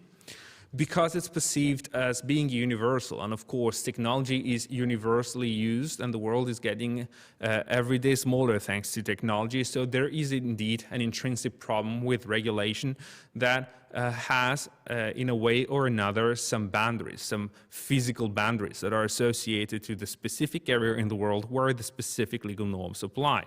So ethics instead is perceived as being universal or potentially universal. And in order to stress the universal, the global dimension of ethics, much emphasis is put on the identification of a minimum common denominator. And that is per se extremely problematic. At the same time, ethics is very much liked as a way to standardize moral concerns. So ethics is perceived as a tool that can be transposed into standards, into a checklist to some extent, as it is typically the case with product safety regulation, in order to simplify the life of private entities that want to ensure a certain level of compliance, a certain level of understanding of the complexity and the complex implication of advanced technologies. However, these are, I believe, three misconceptions about what ethics is and how it should be regarded. Because, first of all, it's not true that ethics is not binding. It's not legally binding, but there is indeed normative ethics that says what things should be like, and that can be quite a strong a statement to be taken into account. At the same time, ethics is anything but universal. They are very different and competing ethical models, and not all such models might have or would deserve an equal legal valence. And I'll get back to that in a few slides, but that is an essential point. The law is not indifferent before the possible alternative ethical models, and to some extent, the law forces a selection upon the different ethical models that might exist. At the same time, not all ethical models can be transposed into standards. If we wanted to make the effort to transpose some ethical models into standards, to some extent to simplify certain kinds of debate, because the alternative is just to turn that into a procedure, and to kind of give something concrete industrial players can comply with. If we wanted to transpose ethics into standards, we could only transpose certain ethical models, primarily utilitarian ones, I would say, into standards, not all others that are not so easily transposable into a code or a checklist, let's put it that way. At the same time, however, the difference in ethical models is quite evident already in the legal debate, because indeed ethical models are reflected to some extent in the legal structure, in the legal system. If we only stick with bioethics, that I believe is the closest example, and we heard it in the previous presentation when discussing medical ethics, I think we're just talking about the same thing, but I do believe that bioethics is the closest example that we already have, and we have already largely debated, to technoethics. Also in its legal dimension. If we just stick to bioethics, we can see two competing models, the American model and the European model, that despite coming from cultures that are not so diverse one from the other, do lead to profoundly different outcomes.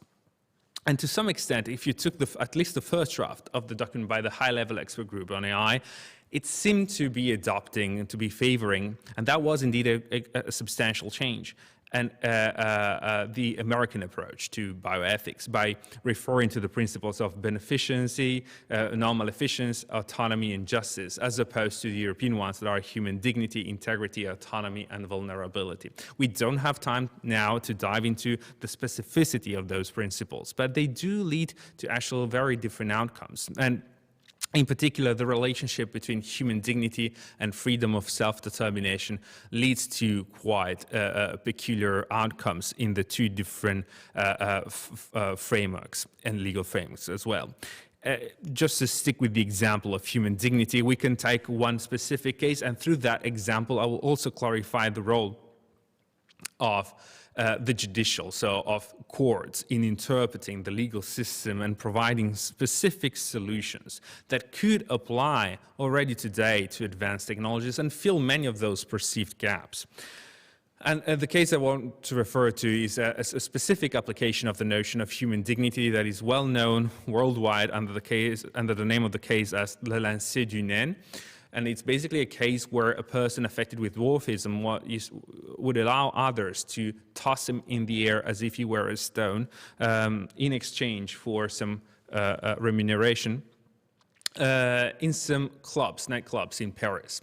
And that person would be very happy of turning himself into a stone for the sake of his patrons due to the economic interest he had in that kind of transaction. And his physical integrity wasn't affected in any way.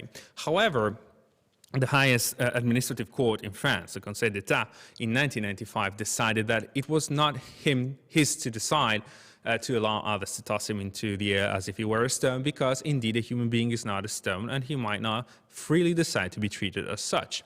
And basically, the legal argument behind that was that it was human dignity, the human dignity of that individual person that cannot be disposed of by that individual person, that basically limits his freedom of self-determination in that respect, because by allowing others to treat him that way, he was basically violating the very notion of human dignity that protects him, but also protects all other human beings. So this is a very specific, I would say, very European way of interpreting and understanding human dignity, and possibly not the same identical outcome will be reached in other parts of the world. And yet that could be deemed a part of European law. To the side, and actually even above, existing black letter law regulation. And so if we derive that principle from that piece of case law, maybe we could even apply it in technologically advanced situation. And I'm working together with one of my PhDs on an article on the use of some AI-based applications, such as Replica, that is a software you can install on, it's an app you can install on your cell phone. And that AI-based application basically is intended to emotionally manipulate you and induce you to engage in conversations that are very much emotionally based. And you can even choose whether that AI system should be your friend, your romantic partner, your mentor, or whatever else you might like. Eventually, there might be a difference in price if you want one service or the other. And yet, that AI-based system that is not a person, is not capable of perceiving its own existence, is not capable of perceiving your own existence, and much less so has any feeling for you, will be able to engage you in such kind of conversations and also manipulate your perceptions and even your emotions. So, should somebody be allowed to freely choose to use Replica? Or is there something already today in the existing legal framework that could say that, hey, maybe there is a boundary that might not be crossed? Well, if we look into the case law on human dignity, we might identify already today existing legal principles that are basically the outcome of the interpretation of the most fundamental parts, the fundamental rights in the legal system, and its judicial application and its doctrinal interpretation. So basically the outcome of a very complex equation that takes those three legal formats into account. Another way of seeing the role of fundamental rights is to understand their value also with respect to ethical models. So in this sense, and I said that before, not all ethical models are equally valid and admissible before the law. So if we just stick with the notion of the transhumanist notion of human dignity that Nick Bostrom put forth in one of his articles already some years ago, he basically states that a transhumanist notion of human dignity is possible whereby human dignity is not only possessed by human beings, but also by other living entities, such as animals. But at the same time, not all human beings possess an equal amount of human dignity, because some have greater human dignity than others. Eventually, mentally impaired individuals, children, might possess a lower degree of human dignity as opposed to a full-fledged adult, fully rational human being. Now, is this ethical model admissible with respect to the existing and already today applicable European legal framework based on European fundamental rights? Well, it suffices to look at the European Charter of Fundamental Rights to think that that is not the case. So to conclude, here are some firm points that can be made. The first one being law and legal interpretation can fill legal gaps. We don't need to resort to ethics for that purpose. Eventually, and we do need to do that, we need to question the adequacy of existing legal solutions, and we need to do that also in a functional perspective, I would say also law and economics.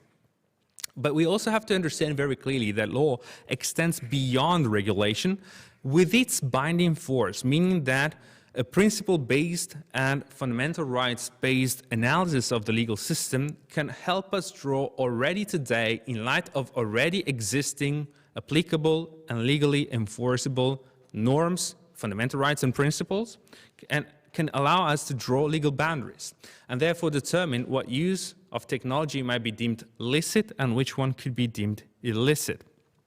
At the same time, to take the perspective of ethics, we can say that ethics should not be regarded as a gap filler, as a legal gap filler. It's much more serious than that.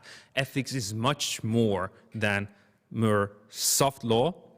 And not all ethical models are at the same time equally admissible before the law. And to some extent, in this perspective, you could say that despite ethics being the foundation of each and every legal system, there are some principles embedded in our fundamental charters, in our fundamental rights, that cannot be discussed, basically.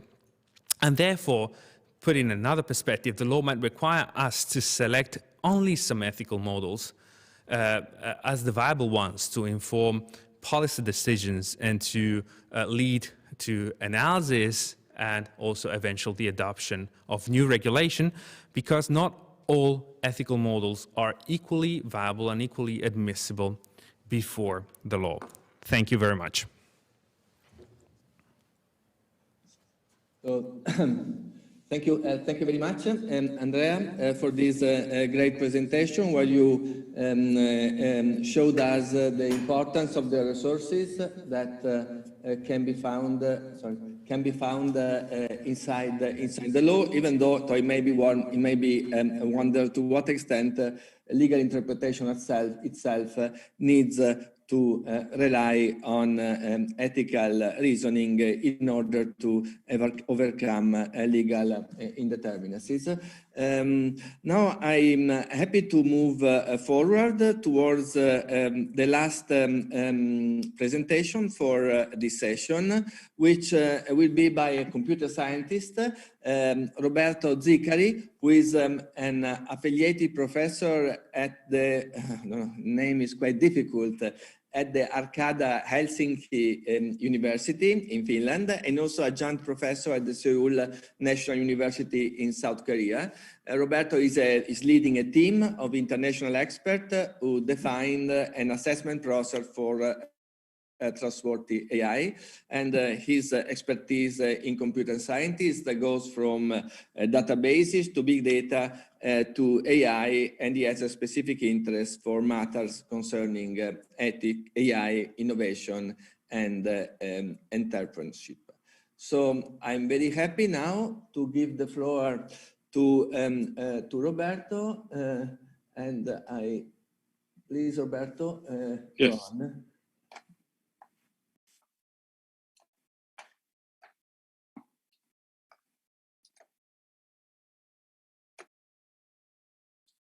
So thank you, Andrea, for the very kind invitation for this panel. My presentation will be focusing, this is a good quote to start with. Suppose that AI is a technology that has the potential of helping us as long as we manage to keep it beneficial. So that's an interesting quote from a colleague. The question that I asked myself, and we've been working for the last 2.5 years, is how do we know when an AI system is beneficial or not? We're really practitioners. So I like what Andrea has mentioned at the very beginning, like a bottom-up approach. We're really workers, and we've been trying to understand how to apply the trustworthy AI framework defined on paper by the high-level expert group in real cases. So let me just give you a real case that we've been working for 6 months now, together with the emergency service call of the city of Copenhagen, and is the following. If you call 112, so the health-related emergency call in the city of Copenhagen, they are part of the so-called Emergency Medical Dispatch Center. And it's basically a public service where they answer the phone, so-called medical dispatcher, that are medically trained people like nurses and paramedics, and they try to understand why you're calling 112 and what is the emergency. What is the problem? In the last few years, the Emergency Medical Dispatch Center of the city of Copenhagen has failed to identify approximately 25% of so-called out-of-hospital cardiac arrest. Now, what is a cardiac arrest? A cardiac arrest basically means that the heart stops working. So there's an electrical problem. So the person is clinically dead. It's different than a heart attack. With a heart attack, you can still talk because you have a circulation problem.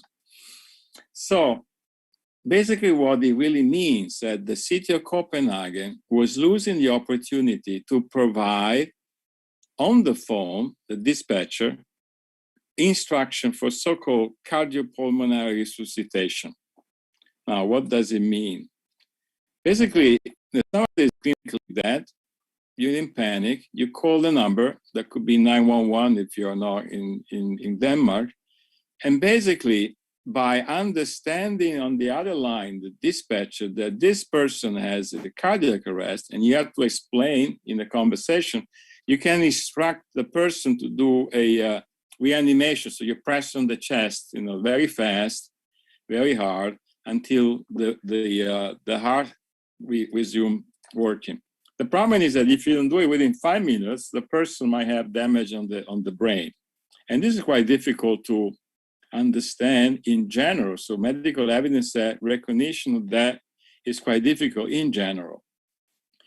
There's initial liability because if something goes wrong, at the end, the medical dispatcher are liable. Since we are having a panel on the relation between law and ethics, this is the first step on that.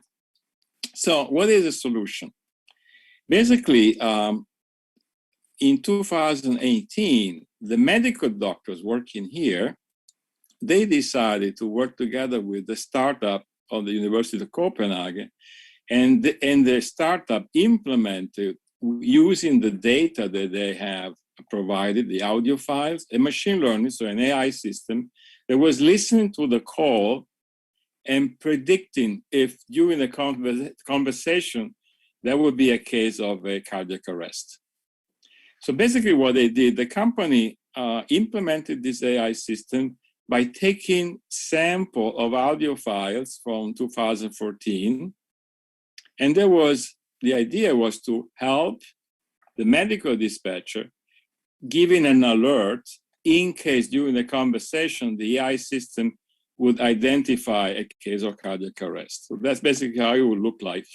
Somebody is clinically dead, is calling, the dispatcher received the call, and there's a box that also listens to the call. And if the box is thinking statistically that there is a probability of a cardiac arrest, is actually signaling so that the dispatcher could then have either a confirmation that this is a case of cardiac arrest, or maybe he will be surprised, and then he basically instruct the bystander to do a reanimation. So that seems like, a good purpose. You're trying to save lives.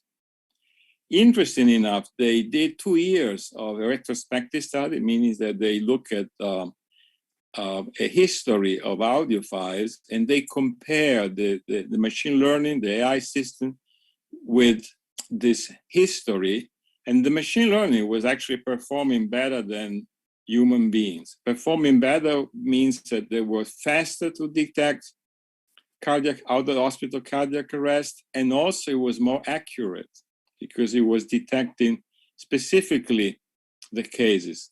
The only catch was that he was also detecting more cases than were real. So they had more so-called false positive. Interesting enough, and that's also something that doesn't happen very often, they also did a randomized clinical trial, which means that they have a real 5,000 calls observed in two groups, one with the machine and the dispatcher, and they are one only with the people without the machine. And there was no improvement in detection of out of the hospital cardiac arrest. So that's very interesting because this study was published after the system was put in production, which is in the fall of last year. Now, note, because we were talking about liability here, somebody, the head of the emergency medical dispatcher of the city of Copenhagen, authorized the use of this AI system even before the clinical trial was published, and even being aware that the AI system in the real situation was not helping.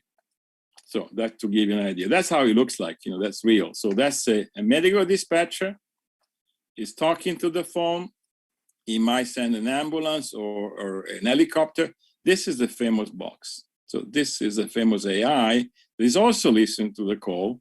Bear with me that when you call 112 in Copenhagen, you don't know that the AI system is listening to your call. And basically, this is the alert system. So there is an interaction between a human being, another human being, and the machine.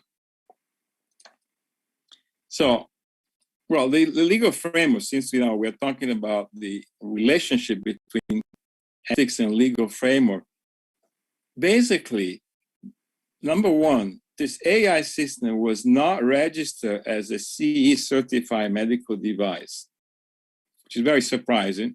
They will probably need to do it now that the law has changed and is put to place. But for the moment, there is a gap in the law, and basically they could actually have a software that is actually helping making decisions in very critical situations like this one here, not being registered as a medical device, although they went through some ethical board and other things.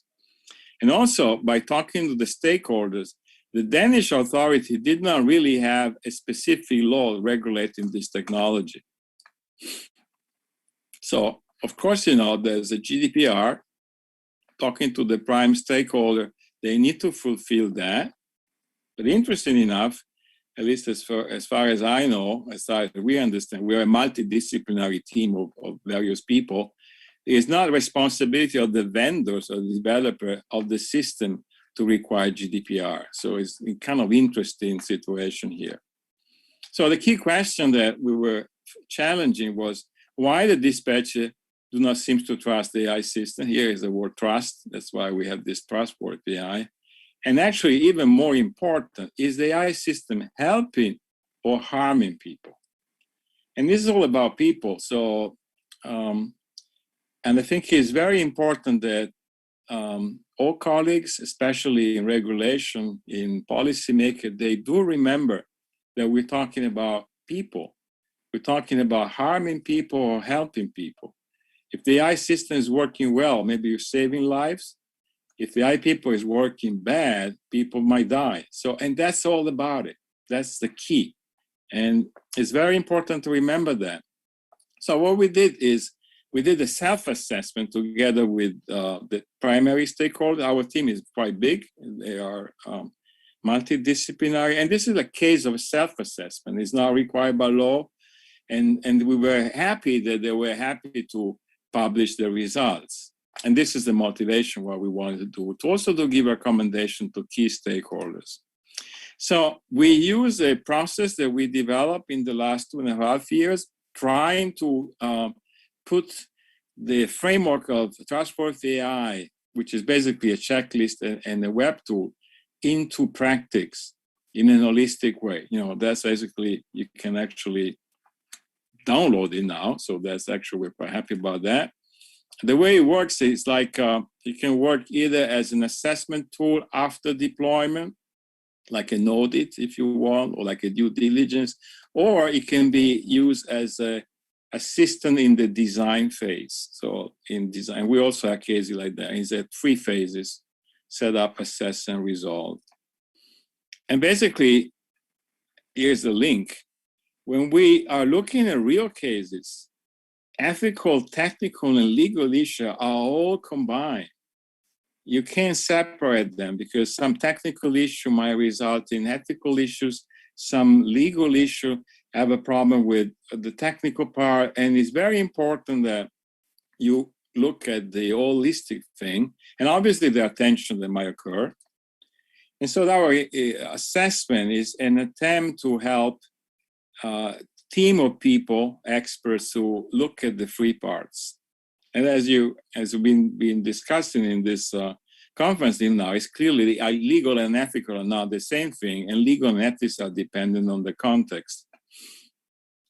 So very important is because when you look at the AI device being developed and implemented in these days, there's what I call an embedded ethics into the AI, because it's in the implementation, mostly done by engineers, that we embed things like good, bad, what is healthy, what is a disease.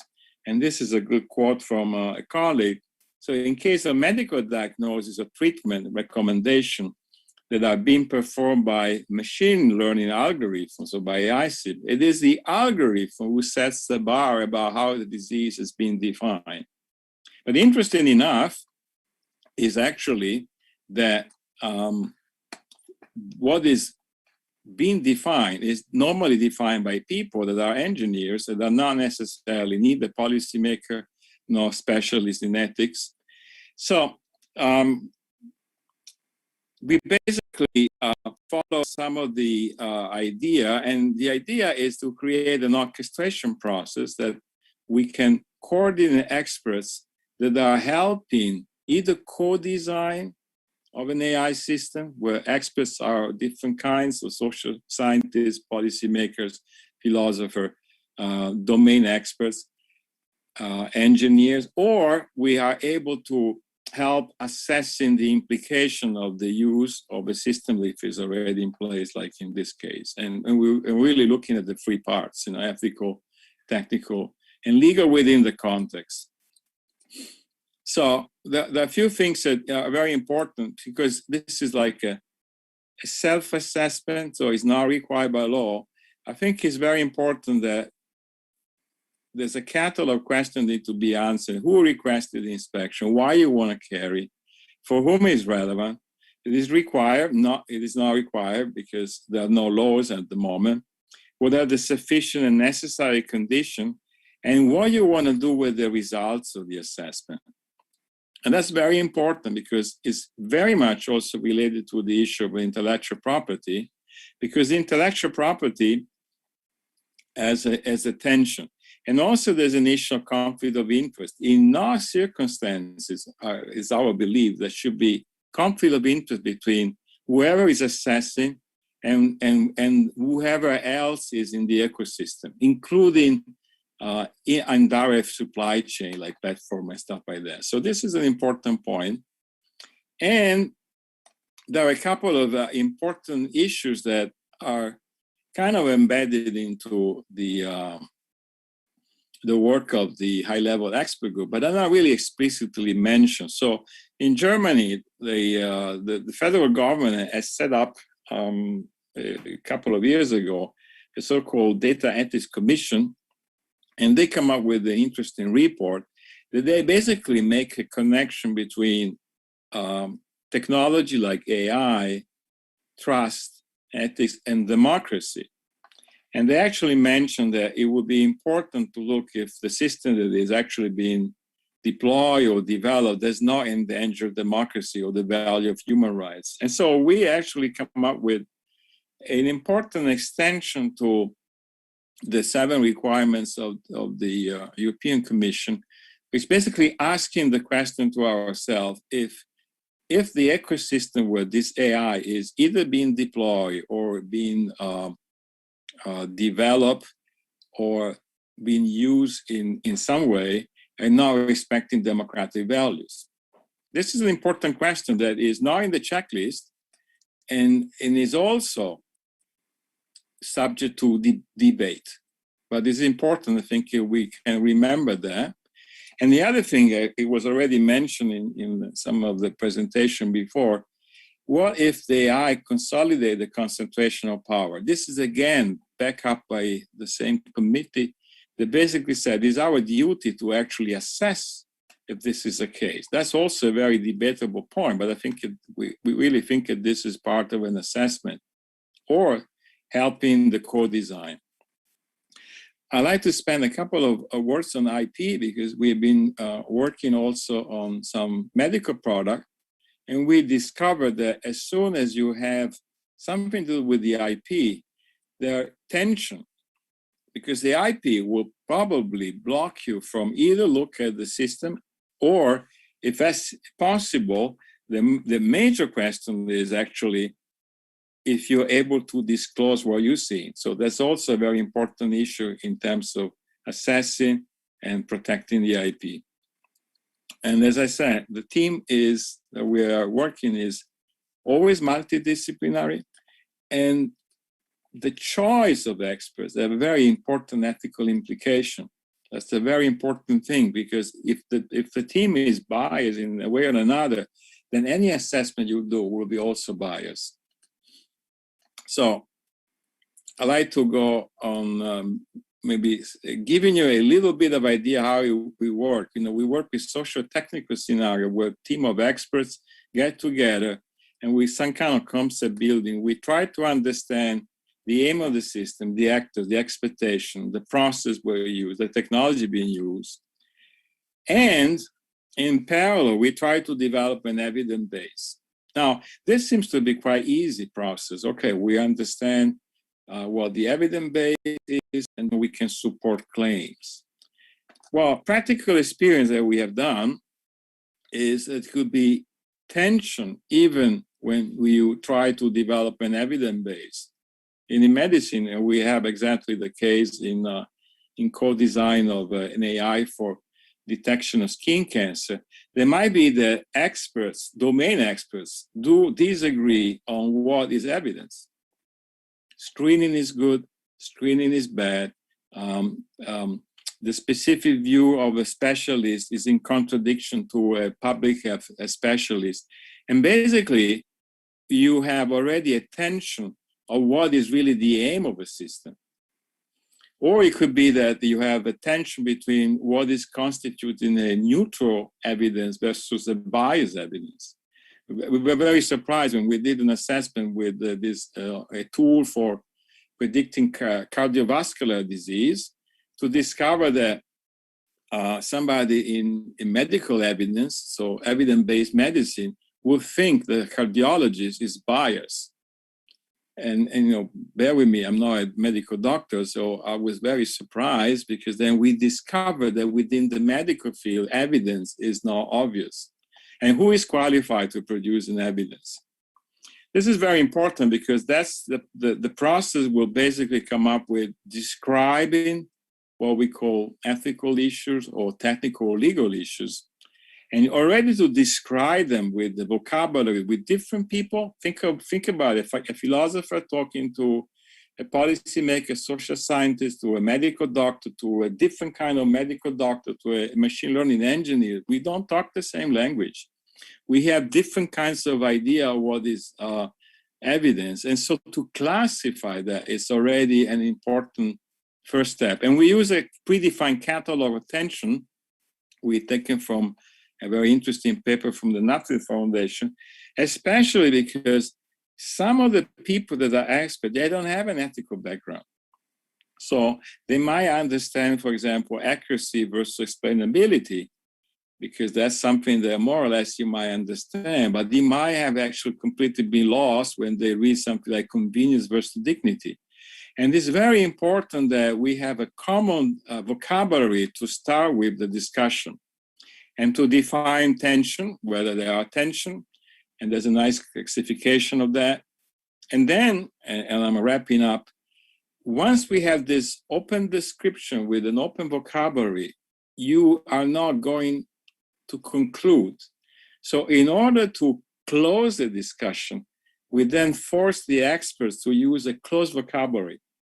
And then we are basically mapping everything that's being discussed into the 4 ethical categories of the trustworthy AI and the 7 requirements and sub-requirements that's been defined.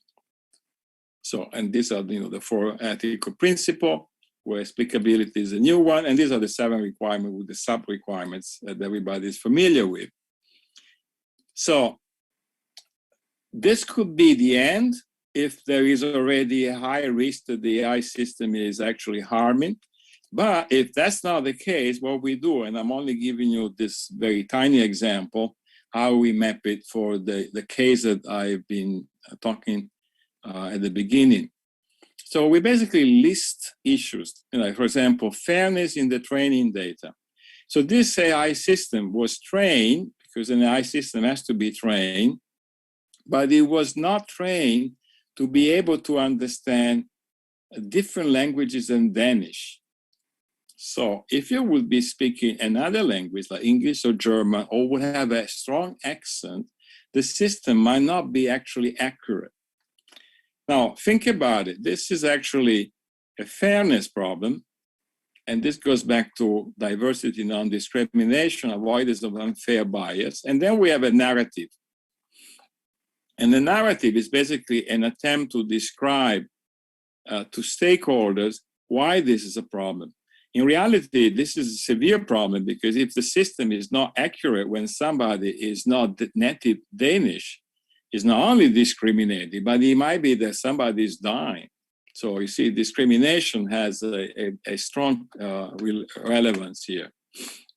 Anyway, just for you to have a feeling that when you create a policy and you say, yeah, you have to verify fairness. Well, there are several levels of layers where fairness is defined, or in philosophy. Then you have to see how this is mapped into the context, for example, healthcare. And in healthcare, what kind of fairness criteria are more appropriate? And also, very important, is in machine learning, the fairness criteria. Okay, if this is, for example, one case, there's a very interesting paper that basically proposed distributed justice for criteria for healthcare, and you come up with criteria for fairness that are, for example, equal outcomes, equal performance, equal allocation. You might lose already some people here, and some of them are intentional, but especially you might get to lose everybody when the machine learning people will start giving you numbers.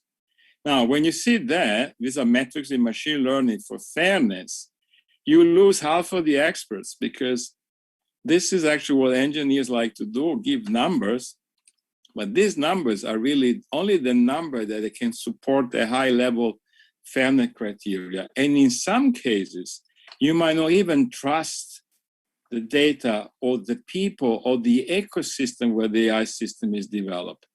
So this is really, at the end, a plaidoyer for having not only specialists in AI to decide, or only ethical people, but bringing on the same table everybody who has an understanding from different viewpoints of, for example, what would be fairness, because that's the only moment where you can make decisions, because some of the trade-offs, you can't make a decision because they are obviously incompatible with another. But what is good for the patient, for example?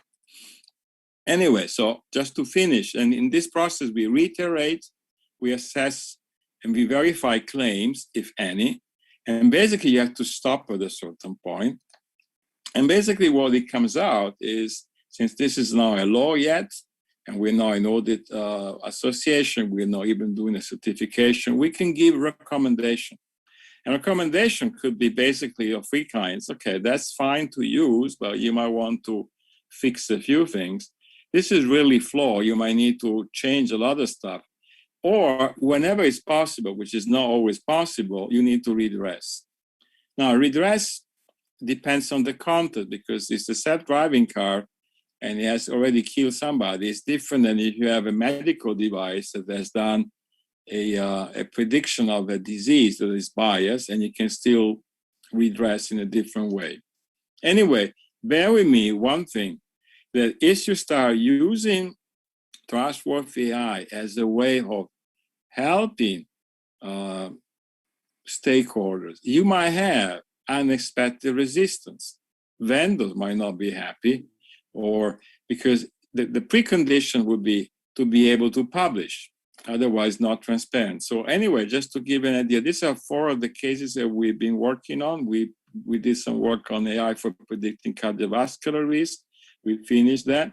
We had this emergency call that I was explaining briefly. We're doing a co-design with engineers for a deep learning system for skin detection. And we're starting actually this month working with a hospital in Italy where they deploy a deep learning system for predicting lung disease and damage of COVID patient. And this was actually deployed without even a clinical trial. So they will be very interesting to see how this works. If you are interested, you can go through this website and get more information, or you can download the complete process in detail. And with that, I'm basically finished with my PowerPoint presentation. Thank you. Thank you very much for this great presentation, Roberto. With so full of specific also issue point that it will be interesting to address. Even though we would like to know, I think everybody would like to know what was the outcome of your assessment on which you were reticent concerning this little device that you mentioned. But maybe we are going to learn later during the question time. So we have quite a few questions by the public. Maybe I shall go through them and then I may ask you to respond. So we have a first question which directed, I think, to both Tatiana Evans and Ben Wagner. And the question is, what is the role of co-regulation or self-regulation techniques, such as private standards or certification mechanisms, voluntary labeling schemes, for instance, in ensuring trustworthy AI? I don't know if either Eva or Ben want to take up this question first. Maybe Eva? Okay, yeah, I can start, of course. It was one of the points on the Ben slide, but yeah. No, I actually have 1 million reactions to the presentations, and thank you for all speakers, because I think that was really interesting and inspiring, and it's interesting to listen what you think about the EU covenants from outside, and it's quite a different picture from inside. But specific to this question, co-regulation and self-regulation, as actually Ben showed, of course, it plays a very important role in the regulatory scheme. And I think it also comes from this better regulation guidelines, which all the time say don't over-regulate. So first check, first look, first try to co-regulate and self-regulate. But of course, if I listen to the presentation of Ben and Paul, they partly regulated as seeing it as a weakness where we kind of put difficult questions to expert groups, etc. So what I think is, as always, the combination is the best. And I think a voluntary labeling scheme, like, for example, by Denmark, very much pushing with voluntary labeling schemes for AI at the moment, they could play an important role. Co-regulation and listening to different stakeholders is always good. So this can be done, but in my personal opinion, this is definitely not sufficient. So I think and I very much like the last presentation, so by Roberto, who put it very clearly, and that's very much share my personal opinion, that we need to have different levels of regulations and discussions and debate complementing each other. I think only then we can achieve optimal result. So Ben, thanks a lot, Eva. So Ben, have you been convinced about the merit of self-regulation? Not exactly. I understand that there is certainly space for like self-regulatory measures, and I think there's no question that they have a role in society somewhere. I think the challenge is that in the current debate that we see, all of the wrong actors claiming that they need to regulate themselves, rather than the ones that are smaller or less societally relevant, less likely to cause harm to make this claim. So I think at this point in time, there's such an egregious lack of regulation, even of very high risk technologies and those that really are currently in use and currently involved in harms, that there's a need to focus on those first. And then if there is a space for like self-regulatory approaches to small or less harmful technologies and techniques, sure. But this also goes to what I was trying to suggest before. I'm not sure that we need to think about AI general regulation, but rather identify the high risk things and take a sector specific approach on everything else. Because sector specific is just because we are doing self-labeling of AI doesn't mean that the GDPR doesn't apply to it, or doesn't mean that competition law doesn't apply to it.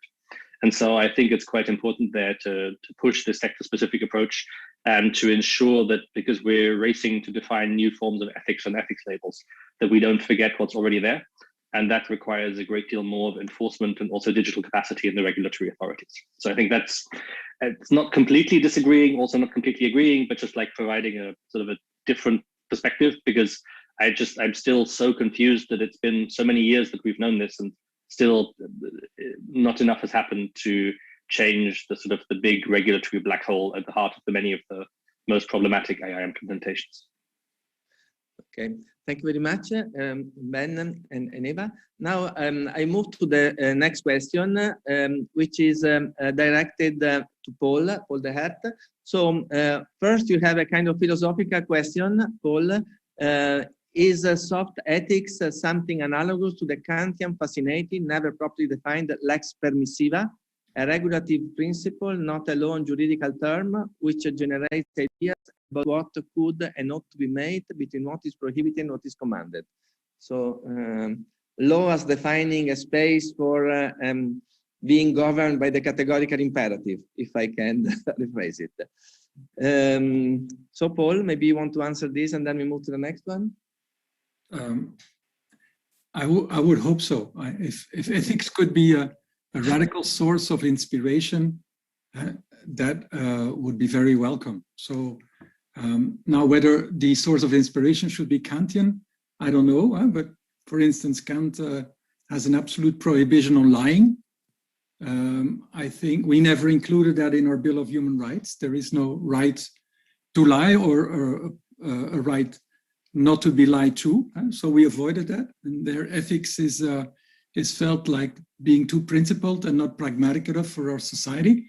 Just to give an illustration about how the human rights framework is silent on important issues, because I think lying in this fake news society is an important issue. But I would hope that ethics bring in another perspective. The kind of ethics that I stand for can be of all sorts. And there is a debate in ethics about the kind of perspective, ethics of care versus other ethics, but also within technology, a more generic ethics of technology is one that I do not recommend. I'm particularly attracted to the ethics of specific technologies. And I think there's a rich source of information there that we should use. So for the GDPR, all technologies are active processing activities. The word drone is absent. And I find that very poor, because I think drones give us specific, raise specific issues, raise specific challenges. And I think an ethics that is genuinely interested in this one specific technology could bring to the fore a lot of aspects of drone use that are difficult or more difficult to catch with the current regulatory framework. And many other things come to mind. For instance, something that the EU is very bad in realizing is distance and proximity. So there is in criminal law, for instance, a European arrest warrant, and a Polish prosecutor can ask a kind of surrendering of a Portuguese citizen as if this was completely normal. In practice, this is a disaster, because you will be moved from one country 2,000 kilometers further away to another. But the EU has no human right to proximity or a concern for what distance and differences of languages do with citizens. It is absent. It just finds that there's one legal space. And so if one magistrate over there asks a citizen over there, that should be happening. And I think ethics can bring a lot of sensitivities that are currently not quite visible in human rights provisions. So I hope it's radical too. I hope, but more is I hope it adds value. And we have a generic legal framework that is the GDPR. So I expect ethics to be technology specific. If it would be different if we had a very specific law, then I would assume and hope that ethics would bring an alternative perspective just to confront, because all these approaches have limitations. I'm not against the GDPR. I'm just singling out that it is a very limited tool that needs to be complemented by hard ethics often, and sometimes by soft ethics, and often by lex specialis. Thanks a lot, Kurt. So this, I think, fits with the next question that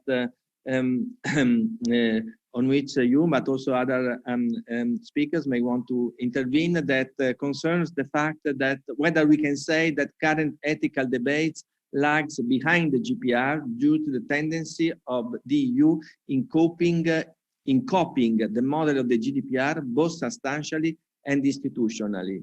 If this is the case, do you see, considering the Brussels effect, how do you see this phenomenon? Will the model of GDPR have a dominant position in the regulation of AI in the world?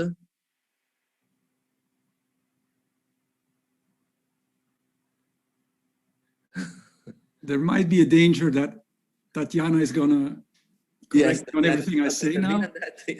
It is that the GDPR has a dominant influence, but nobody knows what that influence is. It is a language, it's an apparatus one applies, but then what? The mountain creates a mouse or something. That must be the kind of thing I have in mind. I think ethics is very interesting, and especially in certain areas like the medical area, with a specific group of actors, the medical profession. It has a very established tradition, and it should. So that is also a question to the issue of self-regulation. Depends, but in certain sectors that would be a good solution in view of all the mechanisms in that sector and the control group of actors or not that is present in that situation. So I think it's ethics does not lag behind the GDPR. It looks kind of silly if the task to ethical people is to lip read the GDPR. That would, I find, an impoverishment of a beautiful human discipline of moral philosophy. Thanks a lot. I'm going to make a statement here. I think I would like to make a point here that we cannot have silos of people that say, I'm an ethicist and I'm a lawyer and I'm a technical guy. So this is not the way it works in practice. In practice, we have a combination of all of that. If you look at assessment of cases, you will find out that you cannot separate technical expertise from the legal part and from the ethical part. And most of the people only have a limited knowledge. That's the problem. We're all experts in our own little niche. And if we are staying in our own little niche, we are not going to go anywhere. So that's why it's so important that, for example, self-regulation for vendors will never work because, there's too much conflict of interest. Talk to any company, even a government company, like you talk to the French train system, they will say, well, we have an IP. You shouldn't really disclose anything. So you see, these are important issues that are really practical. And frankly, if you want to have an impact on this discussion, you really have to have case study where you put your hands and say, all right, okay, all my principle, what does it mean in principle? What does it mean in practice? Thanks. Thank you a lot. Thanks a lot, Roberto. Now we move to Tatiana. So you raised your hand some time ago. Tatiana, can I give you the floor? Just for 1 second, I totally agree with Roberto. I think that's the key. And I see still a lot of silos, but also maybe a short comment to Ben and Paul, who argue for sectoral approaches for lex specialis. I mean, I'm very keen to hear how then we ensure coherence about the norms if we in each sector develop its own set of ethical or let's say legal rules. So how to ensure this level of coherence that the same level of values are transposed. So I think that's another, it's not related to specific this panel, so maybe we could come up, and I'd be very happy to have another conversation of 2 hours with Paul and Ben and Roberto. But another point which actually disturbs me a bit in Paul's narrative is that let's say this GDPR, yeah. So yes, it's an important instrument, but I think at least coming from inside this, let's say Brussels bubble, I don't think nobody believes that GDPR is a solution to everything. So I mean, at least we are working on AI regulatory text. We don't, and we see a lot of limitations, and there is no at all thinking that the GDPR is the solution to everything, and especially in the AI technology context. So this I could reassure you very firmly, and we see limits, and we don't see the silver bullet GDPR as a silver horizontal legislation which applies also and solves all the problems of AI. So, and I stop here, but of course I could say much more, but I stop here. Thank you. I think, Giovanni, just want to follow up. Yes, I don't think that it's about the model of the GDPR. So the model of the GDPR is a procedural model. And I quoted in my presentation a slide comparing the Italian value-based system with procedural systems in Spain and the UK in an area of biomedicine. And the author has a strong preference for the procedural system. And that would be a system like the GDPR. And I tend to be prudent there. I like both. And so this is to honor the Italian institute that organizes this, and also the speech of Andrea about human dignity. I think a value-based approach is also needed. So, and it's a mixture. Understood. And understood. Yeah. So. And I would like to see some outer limits of what AI can do, whether they are sectorial or whether they are horizontal, as the Commission says. So these high-risk things should be clarified. And this is what citizens want. They don't understand procedural laws like the GDPR. They want to know they want to know whether Cambridge Analytica can happen again. Simple things. They want to know whether the police is going to abuse or use for police purposes facial recognition or COVID medical data. And the answer should be no, to inspire trust in certain applications. So you need to draw boundaries, and that is the value-based approach that I'm missing. It is coming on 21st of April. Yeah. So 100 pages legal text. I do. So I mean, it will not answer all your questions, but I mean, a lot of questions you raise and criticism also, Ben, it is part of the reflections we have. And maybe just as a last comment, and then you can switch me off. So it's actually, I think you're from outside oversimplifying the debates which come inside. And you must, I mean, it sounds to me that you hear, this kind of drum beats, like this ethics, high ethics AI group, etc. But there are much more polyphony inside, and there are much more interest and discussions going on. And you always blockbusters movies maybe attract more attention, but there are also other movies. So just to tell you, this debate also within the policy context is much more nuanced, and the questions which your criticism you raise here, it's much discussed. Sometimes the outcome may be not much match the discussions or the complexity of discussions we have, but it's definitely not one expert group, or not on the ethics. And I again urge you to read, for example, 2017 Parliament report. That's why I started. It does not speak only about ethics, although the discourse is very much focused on ethics, but they mention 100 other topics on safety, security, etc., autonomy, and many other things. So it's not like the EU says this and we only see GDPR and ethics. So I'm a bit disturbed when it's presented like this, because it's not the case.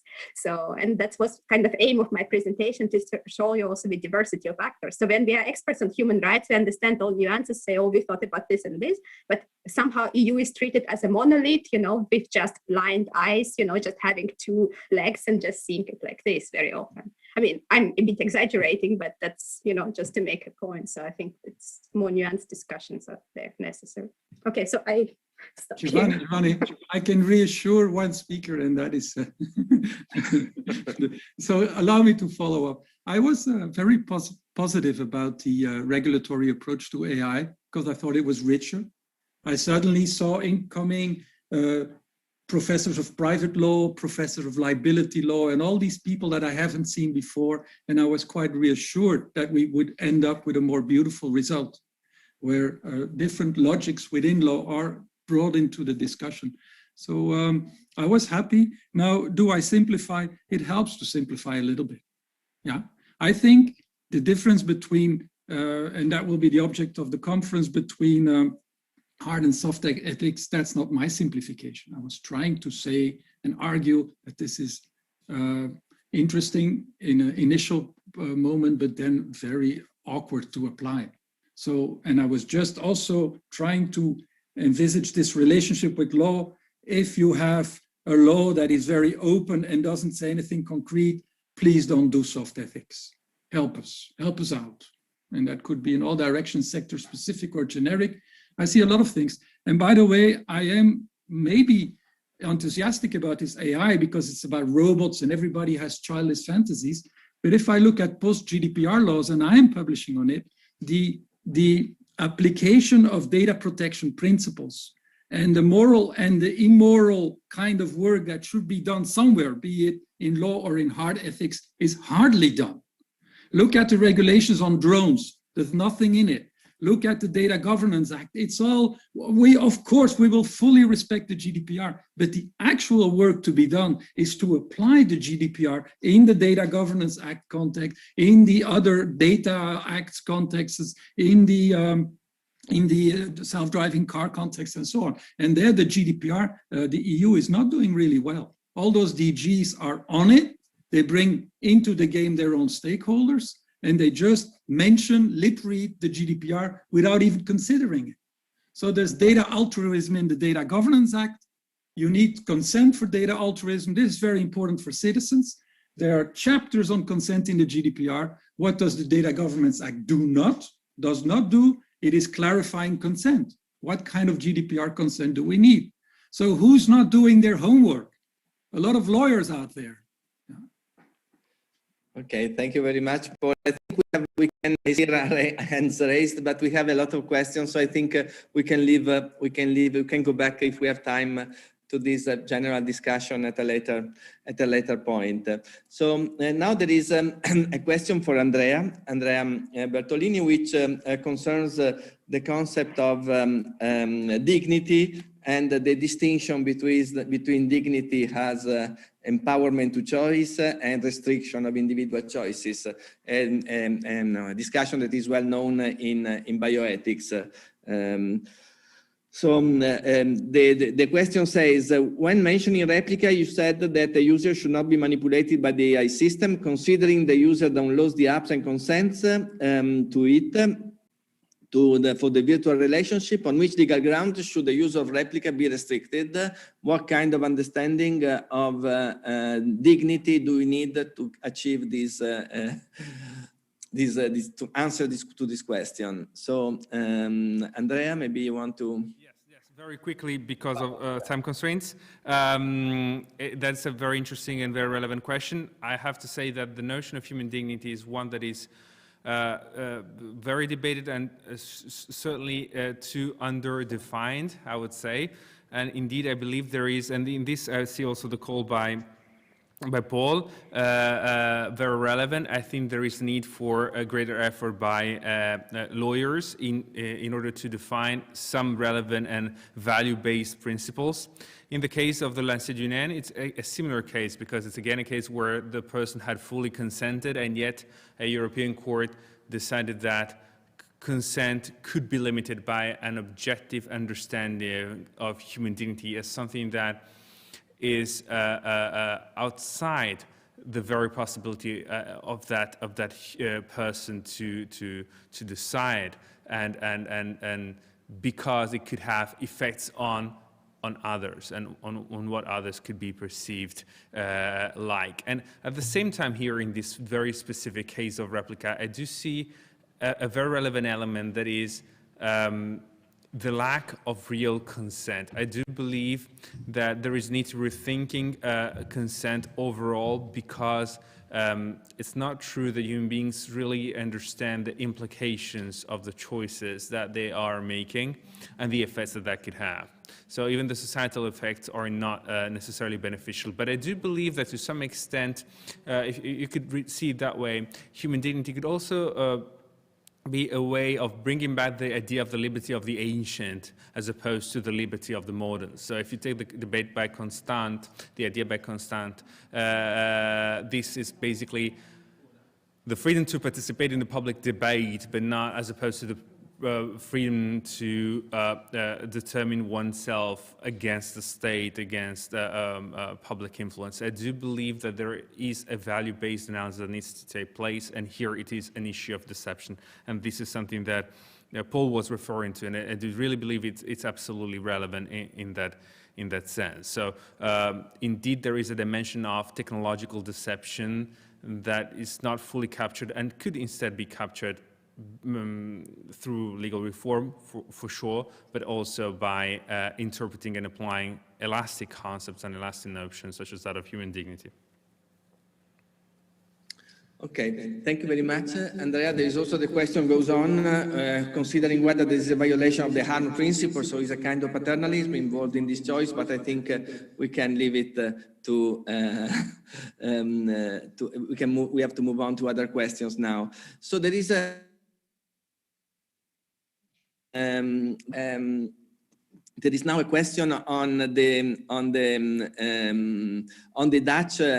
Dutch experience that about which Roberto told us, and maybe we want to know what you thought about the question is it's kind of an assertion that Dutch accent is a problem for is a general problem for everybody. Understanding pronunciation, Dutch, not Dutch, Danish. Sorry, Danish is a problem. Understanding Danish pronunciation is a problem.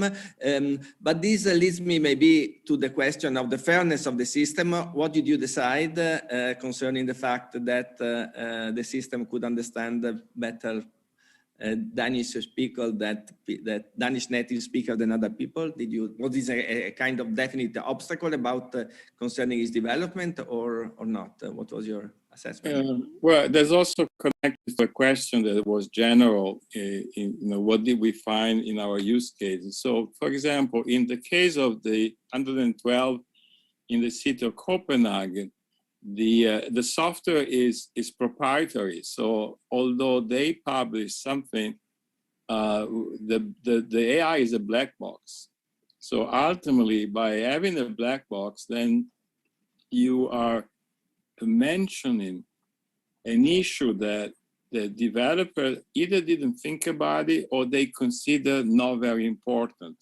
So ultimately, none of the medical doctors, nor the software engineer or the engineer, we're really considering the issue that if the system is not accurate and somebody dies because he has a wrong language, this was now a problem. So see, this is exactly the level of awareness that you need to bring to people that in good faith, let's take it, let's assume that they have a good faith, they develop something, they test it, and eventually bias can be in all the combination. It can be in the design of the AI, it can be in the data being used, but it could also be in the human interaction or human agency and oversight. You can see for this case where the AI is not doing something bad, but people don't trust it. The question is, how was it presented to these people? Was it presented as a help or a controller? Because the liability is on the people. So if somebody makes a mistake, they cannot say, well, listen, the alert of the AI was telling me something different.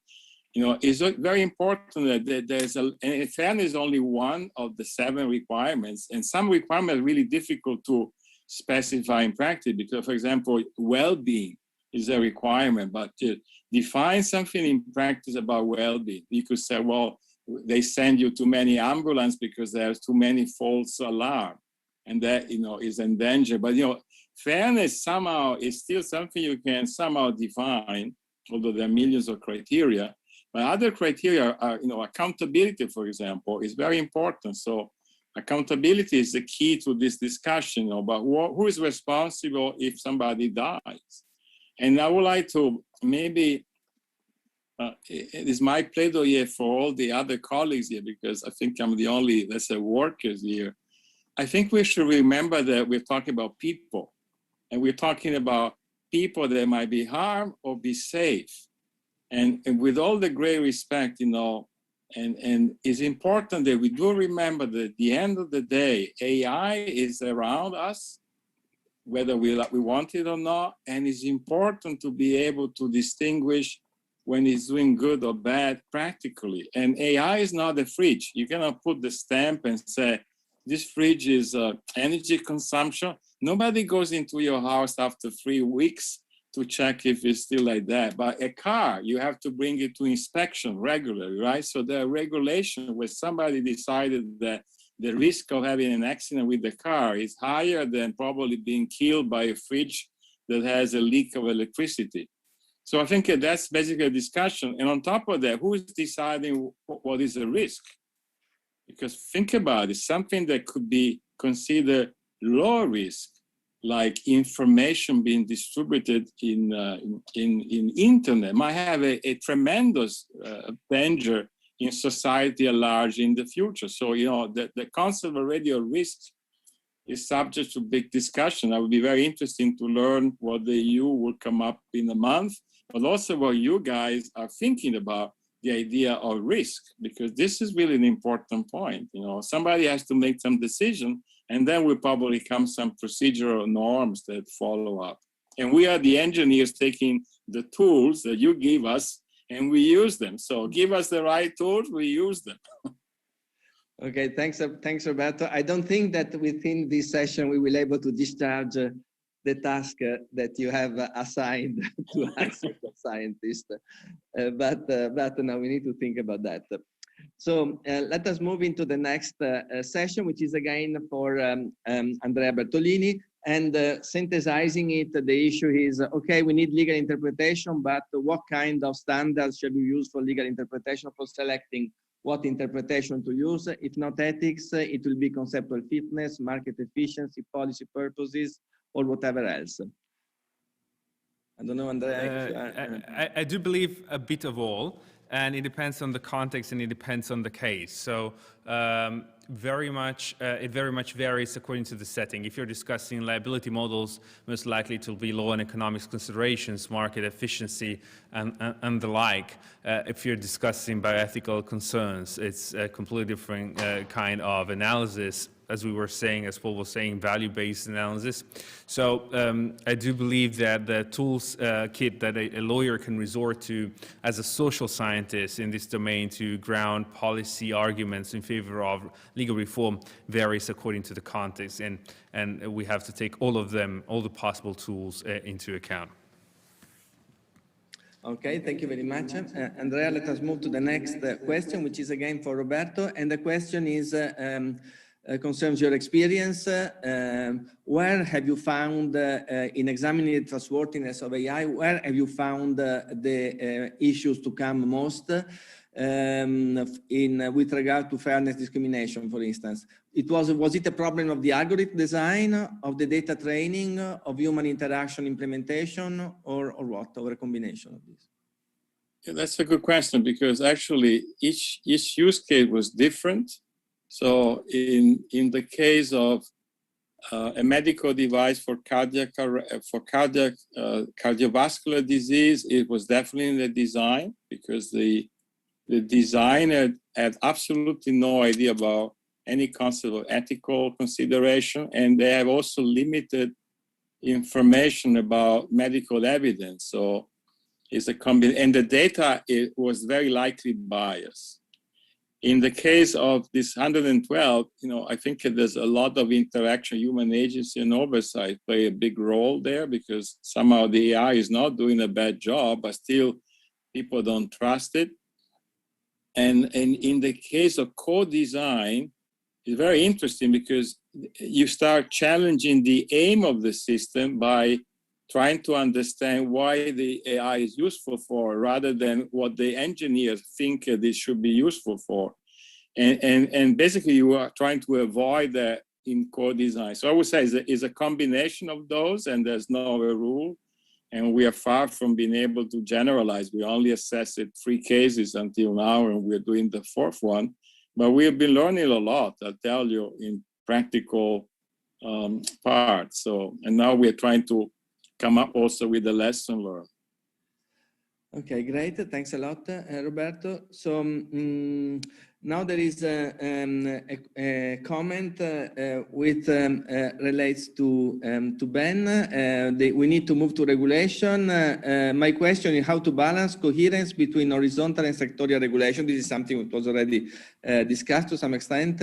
If we go to sectorial regulation, how do we ensure the similar level of protection, similar values are ensured or across the board? So very briefly, because this also responds to Tatiana's question from before, there is, of course, a coherence problem if you go for a sectoral approach or if you go to a professional ethics approach. It is sort of anchored in different communities. And I think this is the whole point of what we were trying to suggest in the paper, that it would actually be better to go to those places where professional communities already exist and create professional communities within those national contexts, where then also specific national laws and specific interfaces for law and ethics exist, and build on those communities instead of having a blanket global or European regulation, which would be very vague and very hard to implement or make anybody accountable for. And so the sectoral approach builds on existing knowledge and also builds on the existing interfaces, which may be very different from country to country. But of course, this creates a coherence problem, I agree. Ideally, we would have in all laws a GDPR check or a check for coherence in other forms of laws that has already been discussed. And the same would be the case for then other legal instruments and frameworks. I hear now, for example, that when the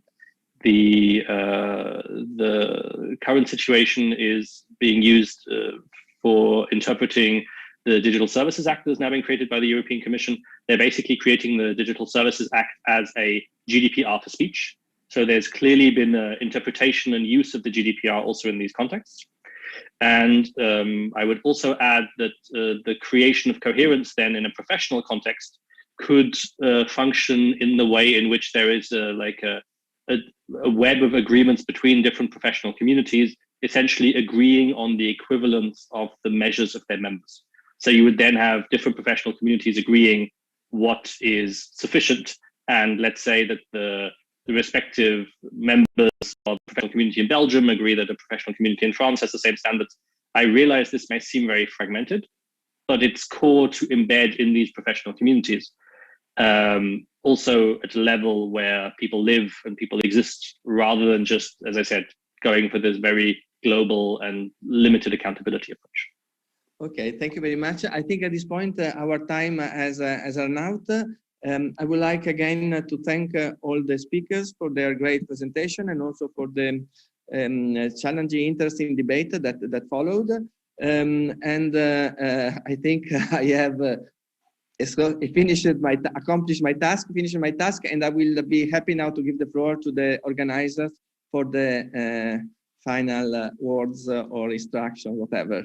So thank you very much again to everybody. It was a pleasant afternoon together, and I look forward to continuing maybe offline our discussion. Thank you, Giovanni. So just a few words, organizational ones actually. We have planned, and we should keep the promise, to have our presentation of the Young Scholar Prize. We have run very long because the debate was extremely interesting, so it was a pity to interrupt it. I apologize for the delay very sincerely. We will only have a 5-minute technical break, and then we will resume the session with the presentation of the Young Scholar Prize. And please stick with us if you can. Because it will be a very interesting presentation, and shouldn't you be able to do that, we are recording, and we are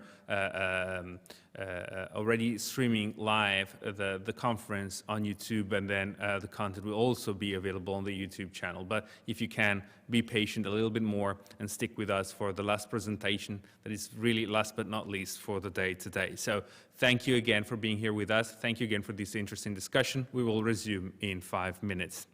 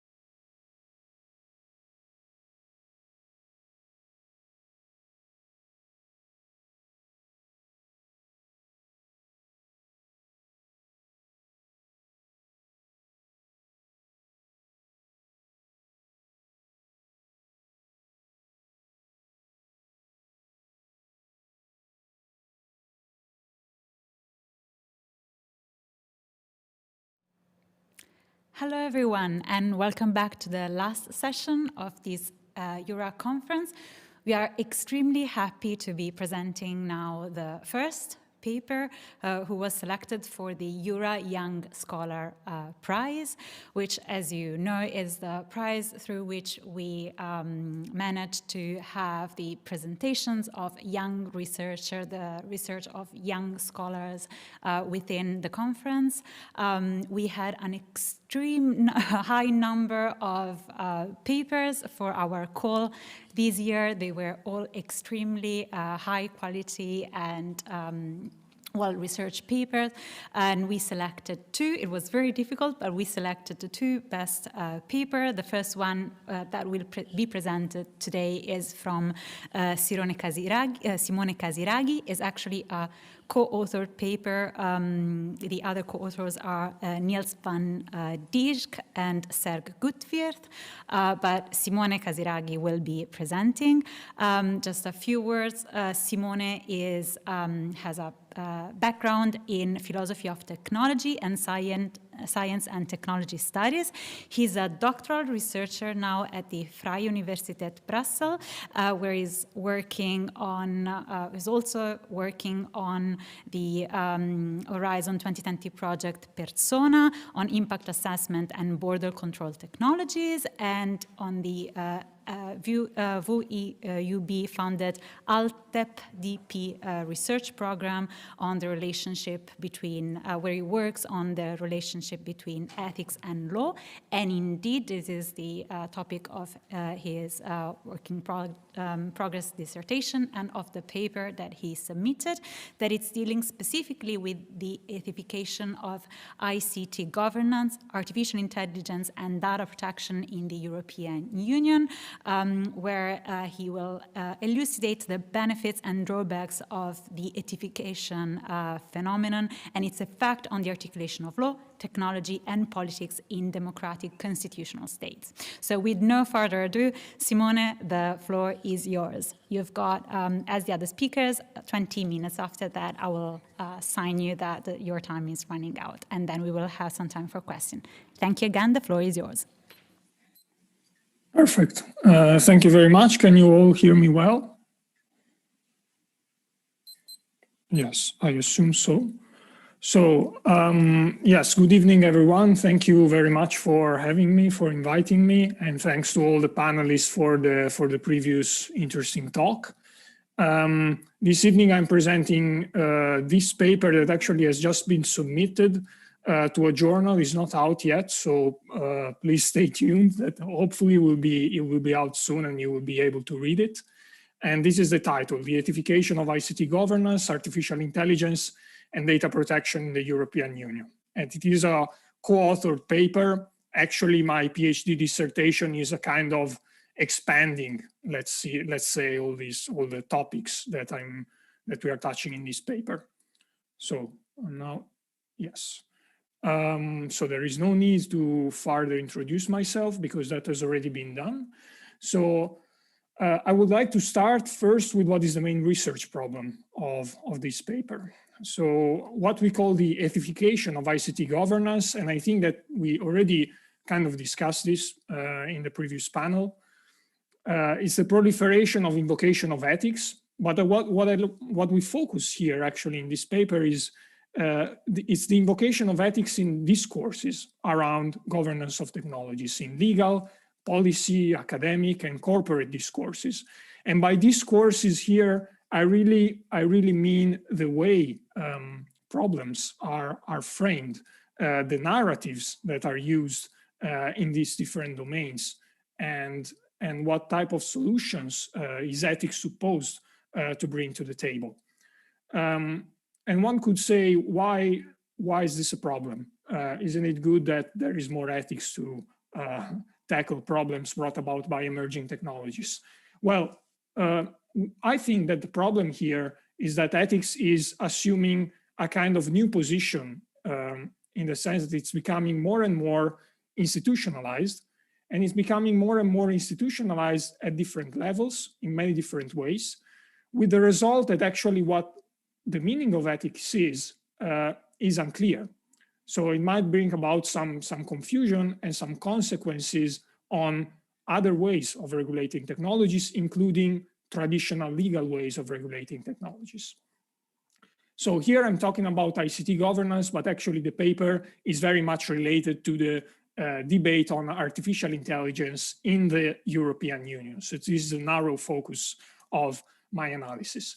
And the outline of this presentation, which is actually also the outline and the structure of the paper, is the following. So first I'm going to talk about the sites where ethics is being made or is being produced at the European Union. So what are the actors and institutions? Then I will move to a typology to try to find some clusters of different types of ethics in this landscape. Then I will move to how ethics discourses are performed practically through the concept of boundary work. And finally, I will ask the question whether ethics so conceived out of this empirical analysis can be seen as a practice. So let's start with ethics in the European Union. Actually, Tatiana already very much talked about this topic. I would like to spend a couple of words about the research method that we use here. This is the most empirical part of the paper. So actually, we kind of go beyond traditional legal analysis by looking at not documents, ethical documents per se, but looking at where these documents are produced, by whom, and what type of solutions that they are trying to bring about. So actually, the very first step of our work was to identify the main sites, and we focus here especially on the European Commission and the European Data Protection Supervisor. We collected different documents where ethics played a major role, and mostly we were concerned with publicly available documents, so policy documents, white papers, guidelines, and so on. And then we analyzed these documents, but according to a set of predefined research questions, asking, for example, how ethics is portrayed in the document, what is the relation with law and data protection law, what type of problems are described, how is ethics supposed to solve these problems, and so on. So the result was actually, this map is not included in the paper, but I made it for my PhD. But the result was really to having a sort of mental map of the different Directorate Generals of the European Commission and of the different expert groups, and how these groups relate to each other, refer to each other, and what type of documents each of them produce. And it's not the point of this presentation to go into detail here, but this is just to give you an idea of what is the background of our analysis. So based on this background analysis, we try to identify different clusters and different types of ethics. And here we develop this typology. Now, I have to say that actually, we are not aiming with this typology to say that this is the only possible typology available or the best possible one. Of course, a typology can be made based on different criteria. And here our typology is instrumental to better analyze the problem, our research problem, and describe the ethification phenomenon.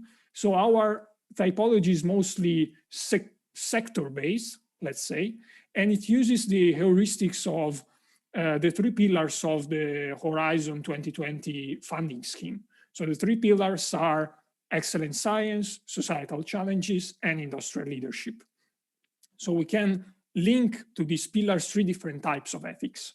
The first one is what we call research, what can be called research ethics. So it's really the ethics that is related to the ethics that is performed in ethics committees at universities, for example, but also at the European Union level, the screening of research proposals. So probably you all had experience of going through the screenings and having to make a self-assessment ethics questionnaire and so on. And so this is what ethics experts hired by the Commission do in order to screen the proposal that can pass a certain ethical threshold to be funded by the European Commission. A second type of ethics is actually more related to policy, and it is what we call innovation governance ethics. So here, ethics has more of an advisory role, and it is performed, for example, by expert groups such as the artificial intelligence high-level expert group that was mentioned this afternoon. Yet another type of ethics is what we call industry ethics. So it is actually the ethics that is performed at the industry level or at the level of companies, both internally, so at the level of a single company, the internal organization of the company through ethical guidelines or ethical procedure or professional ethics, but also across different companies. So for example, how to make certain ethical standards so that certain concerns can be common between different industry and different players, or ethics certifications as well. Now, for the sake of this article and also of this presentation, I mostly focus on the second type of ethics, which I called innovation governance ethics. Now, how can we see these ethics discourses? How can they be described in practice? And here, we make use of the concept of boundary work that is actually coined by Gearin in philosophy of science and sociology of science more broadly. The concept of boundary work was actually created to address the classic demarcation problem between science and pseudoscience or non-science. And traditionally, this problem was addressed by trying to find some a priori theoretical criteria to decide what should be science, what is science and what is not science. For example, religion, metaphysics, or engineering, applied science, and so on. Now, Gearin points out that actually this demarcation between science and other disciplines happens also at the very practical level. So at the level of the discourses that individual scientists or institutions make on an everyday basis, for example, through papers, presentations, speeches, by applying for research grants, and so on. And with this type of discourses, actually scientists are trying to legitimating their role and gaining authority and legitimacy in the public discourse. So this idea of boundary work can be seen through the image that I put on the slides, on the slide on the right, with the idea of a keep out sign. So really like creating a fence, a boundary to say, okay, this is what pertains to science and what is inside does not pertain to other disciplines. Now, a similar discourse can be made to analyze what is happening with ethics discourses. But of course, there are differences between ethics and science, where the concept of boundary work was traditionally applied.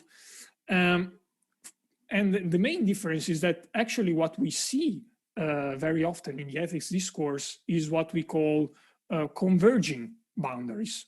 So ethics can be seen as a universal glue, as you see in the image on the right, in the sense that ethics is glued with other practices, with other activities, in order to achieve a certain goal.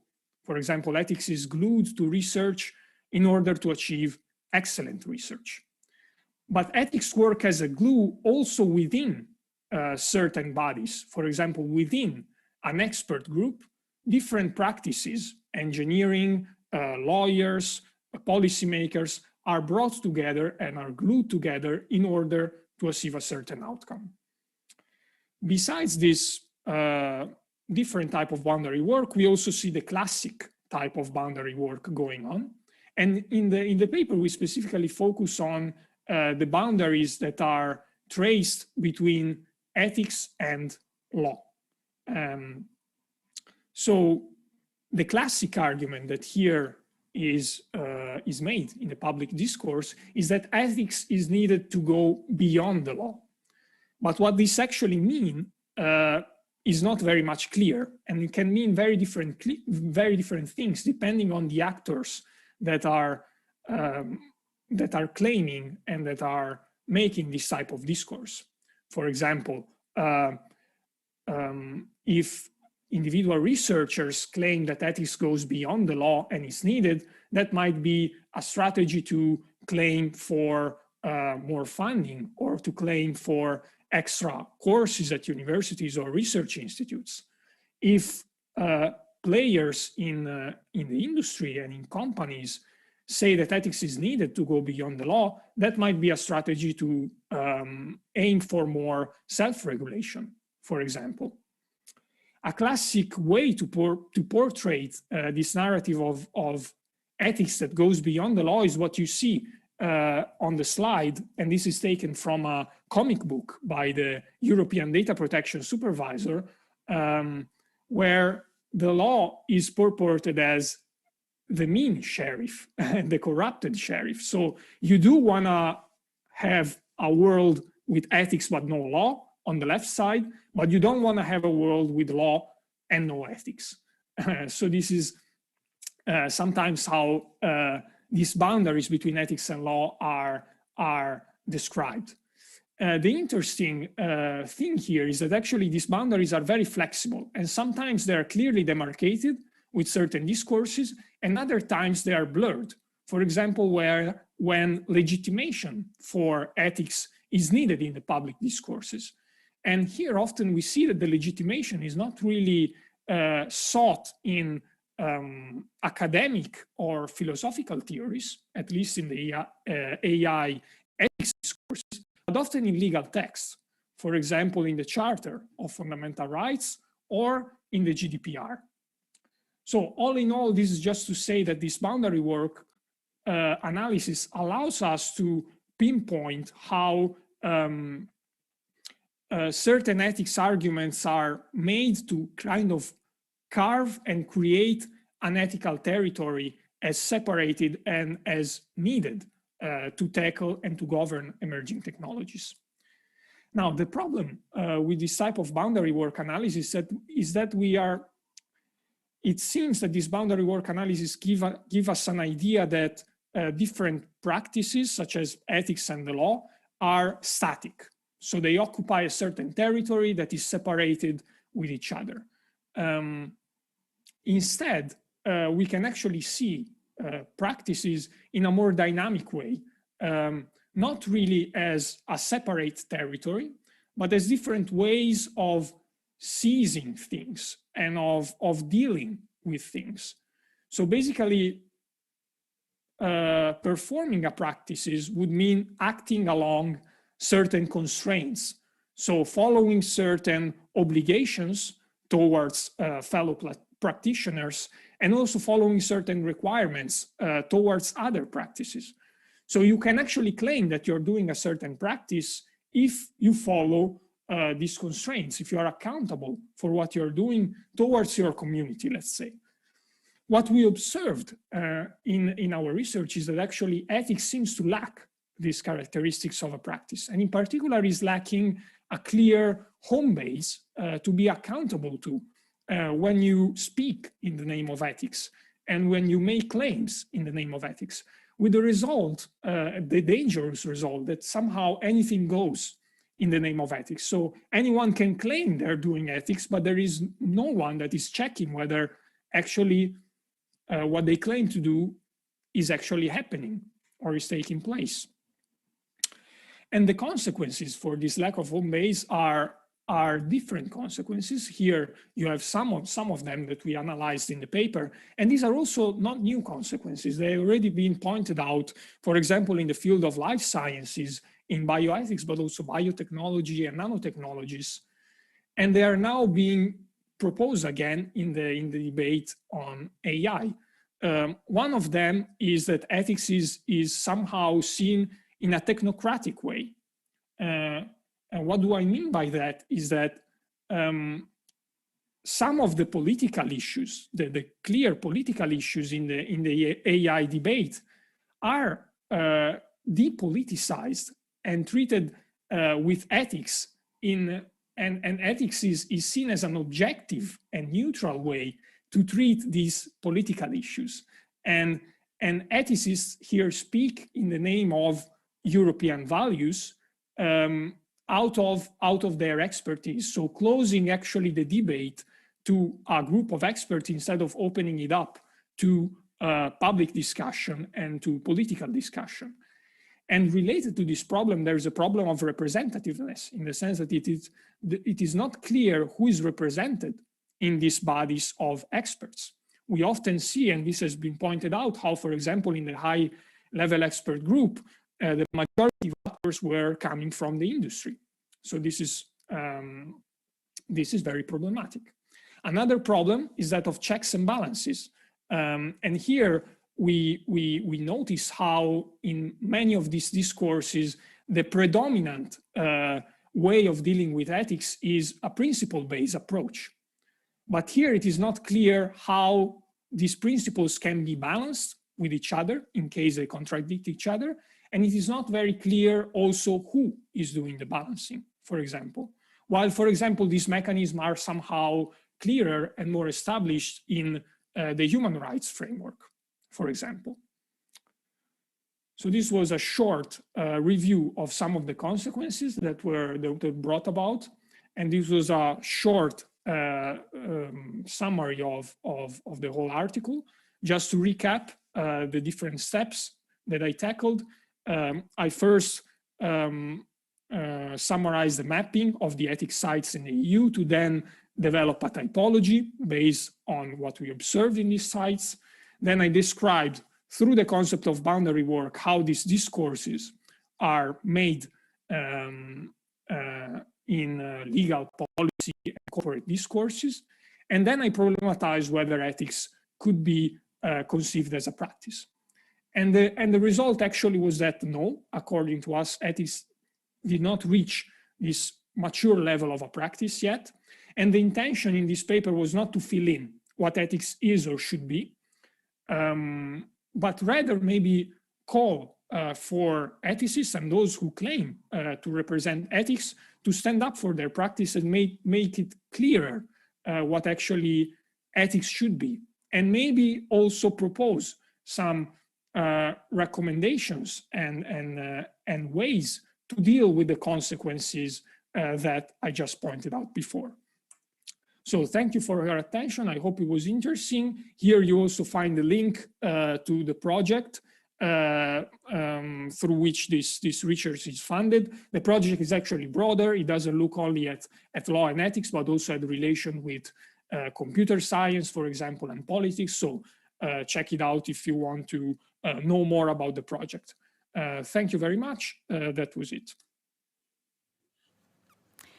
Thank you very much, Simone. It was indeed a very interesting presentation, a very interesting paper, and a very interesting presentation. So thank you again for that. I see that at this moment, there is no specific question from the audience, but what I suggest is that if maybe we could display once again the latest slide with your email, maybe we can give the attendees a bit of time for taking notes and maybe contacting you on an offline, well, I mean online, but even outside, the context of the conference to reach and ask a question directly. I understand that the kind of late time is probably a bit of a kind of constraint on the Q&A part of this session, but I myself actually would be very much interesting to discuss this further, even in another occasion. So thank you again, Simone, and thanks to everyone who spoke. at this first half day of the conference. So thanks again to Professor Sartor as a chair and to all the speakers for their very interesting intervention and the beautiful discussion that came afterwards. And thanks, of course, to everyone who attended to the conference. And we very much look forward to seeing you, even if just remotely, tomorrow for the second day of our conference. So thank you again and have a good day. Have a good evening, sorry, or day, depending on...